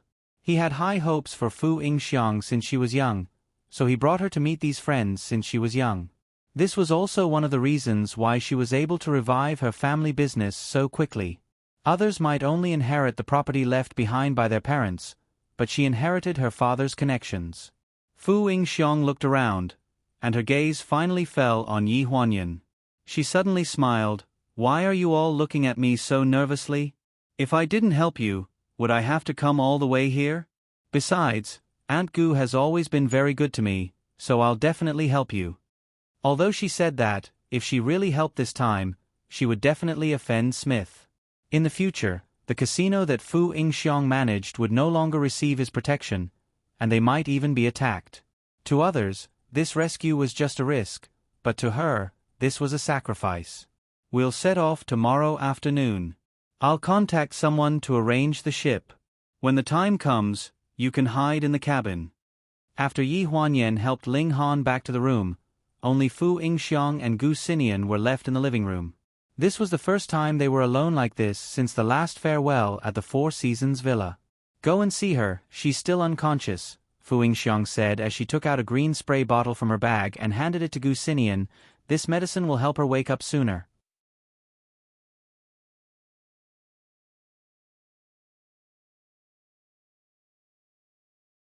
Chapter 468. It was late at night. For safety reasons, everyone stayed in a suite. The 3 bedrooms were left for the 3 women and 1 child. The men were all squeezed in the living room. After this incident, I want to hold the wedding as soon as possible. Gu Xinian's voice was particularly clear in the dark living room. After a while, another voice came from the sofa. I hope so too. Let's hold the wedding together. A long night is fraught with problems. Okay. Ling Han flipped over, and it was a little strenuous for him. How's your leg? Gu Xinian asked again. After a few seconds of silence in the dark, Ling Han's cold voice came. It's not a big deal. I'll treat it after this incident is over. Ling Han had been trapped in the cold pool for too long. The degree of necrosis of the muscles in his leg was far greater than his. Gu Xinian had stayed in the cold pool before and knew what it was like. After an unknown amount of time, Ling Han's voice came from the living room again. It was a bit nasal and very dull. If it can't be cured, I won't force Yen Yen to stay by my side. Gu Xinian was slightly stunned. What do you mean? Do you think Yen Yen will dislike you? No. Ling Han took a deep breath. I'm the one who despises myself for not being able to protect her. If I stay by her side, I'll only be a burden to both of us. I owe her too much. It wasn't easy for her to have a chance to start over. She shouldn't ruin it on me. Gu Xinian's face darkened. Just as he was about to speak, a figure flashed in front of Ling Han faster than him and punched him in the face. A muffled groan came from the darkness. Second Miss has waited for you for so many years. You want to leave just because you say that you shouldn't ruin it for her? You have a burden? Is that what you're saying? Gu Xinian suddenly sat up from the sofa and looked at the figure not far away in surprise. Gu Qi's figure was thin, but his skills were good. With one punch, Ling Han could only feel that his mouth was full of the taste of blood, and he couldn't speak. It's the same for the previous few times. You said you wanted to make it up to the second miss, but what you did, whether it was breaking up with the second miss, marrying Miss Gu Duo, or suddenly disappearing from the Four Seasons Villa, messing up your company and implicating the villa, which one of those things did you really make it up to her? Gu Qi tugged at Ling Han's collar, his face livid. What's so good about a self-righteous man like you? Second young miss must be blind to be so devoted to you. Gu Qi let go. Gu Xinian hurriedly got up, but because his legs were still weak, he couldn't get up to help. In the darkness, his voice was particularly cold, accompanied by a series of warnings. Gu Qi clenched for a while, and then angrily let go. He said coldly, if you still have any feelings for the second miss, you shouldn't say that you want to let go. Don't think that you're great because you're in pain. You're scum for saying such words. After letting go of Ling Han, Gu Qi turned back and sat on his single sofa. Ling Han relaxed his body and looked up. The living room was dark, but he could feel a chill penetrating through the darkness. It came from Gu Qi's eyes, as if it was going to cut him into 1,000 pieces. Enough. Why are you still fighting at this time? Go to bed early. We still have to find a way to enter the villa tomorrow. Gu Xinian's voice broke the silence. He turned on the light and looked at Ling Han. Go to the bathroom and take care of it. It's bleeding. Ling Han nodded slightly, felt for the crutches on the sofa, and got up to walk to the bathroom. With a pa sound, the bathroom light was turned on, and a man with a face full of blood and dirt was reflected in the mirror. His beard was unshaven, his face was haggard, and there were some white hairs on his temples. He looked very old. 6 years ago, after Yi Huanyan left, Ling Han rarely looked in the mirror. In the years when she wasn't around, he didn't seem to have a sense of time. He aged very quickly, as if a lifetime could pass in an instant. During those years, he recalled almost all the details between them. There weren't many that could be called good memories. Almost all of them were covered by the more than a year of mutual torture, and were crushed to pieces. Voila, the sliding door of the washroom suddenly opened a crack, and a pink figure flashed in from the outside. The moment she saw him, the smile in her eyes froze, and there was some astonishment on her face. "What happened to your nose?" Ling Han was slightly stunned. He touched his nose and felt blood. He pretended to be calm and said, "Oh, it's just a nosebleed. It's not a big deal." "That's too much, isn't it?" Yi Huanyan exclaimed and pulled out a tissue in a hurry. She pressed on Ling Han's shoulders and forced him to sit on the toilet. "Sit down. Raise your head and don't move." Ling Han sat down obediently and raised his head to look at the ceiling. He let her take the tissue and mess with his face. He didn't make a sound when she touched the place that hurt, as if he was numb to the pain. "Why did you come out? Can't sleep?" he asked in a muffled voice. "I heard you guys talking about something in the living room, but I couldn't hear it clearly. I couldn't sleep, so I came out to take a look. My brother said you went into the bathroom, so I followed you." Yi Huanyan's response was so casual that Ling Han couldn't tell if she heard what he said before. "The heater is too high. Did you not drink water for the past 2 days? Why are you so heaty?" Yi Huanyan muttered as she crumpled the blood-stained tissue into a ball and threw it into the trash can. Ling Han suddenly hugged her waist and looked up at her. They were very close, but his gaze was distant, as if he was looking at something unattainable. Yi Huanyan patted the hand on her waist and said in a low voice, "What are you doing?" "Yen, I regret it." "Ha!" Yi Huanyan frowned and looked puzzled. "What regret?" "I regret everything," Ling Han said in a hoarse voice. "I didn't treat you well when I met you. I regret that I didn't express my feelings to you earlier after you graduated. I regret that I forced Jiang Mylan's mistake on you. I regret that I tortured you for more than a year. I regret that I thought you were dead so easily.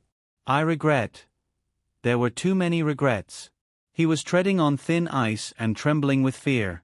He was afraid that when he woke up last night, it would all be a dream again. He couldn't believe that such a terrible person like him would have a chance to start over with her again. He was very afraid. He was very afraid that happiness would be short-lived and that there would be more pain waiting for him and them. "At the end of the day, you regret meeting me?" Yi Huanyan interrupted him, her expression as calm as water. "No," Ling Han quickly refuted. Yi Huanyan looked at him with a serious expression. "What you said is the unhappiness between us, but no one can be happy forever. You regret the memories between us, even if it's just a small part of it. That's denying my existence. If I hadn't appeared, none of this would have happened. You are still you, and I am still me. We don't owe each other anything." You're tuning in to the Narrate and Escape YouTube channel. Don't forget to subscribe and join us on this journey to catch the most captivating stories.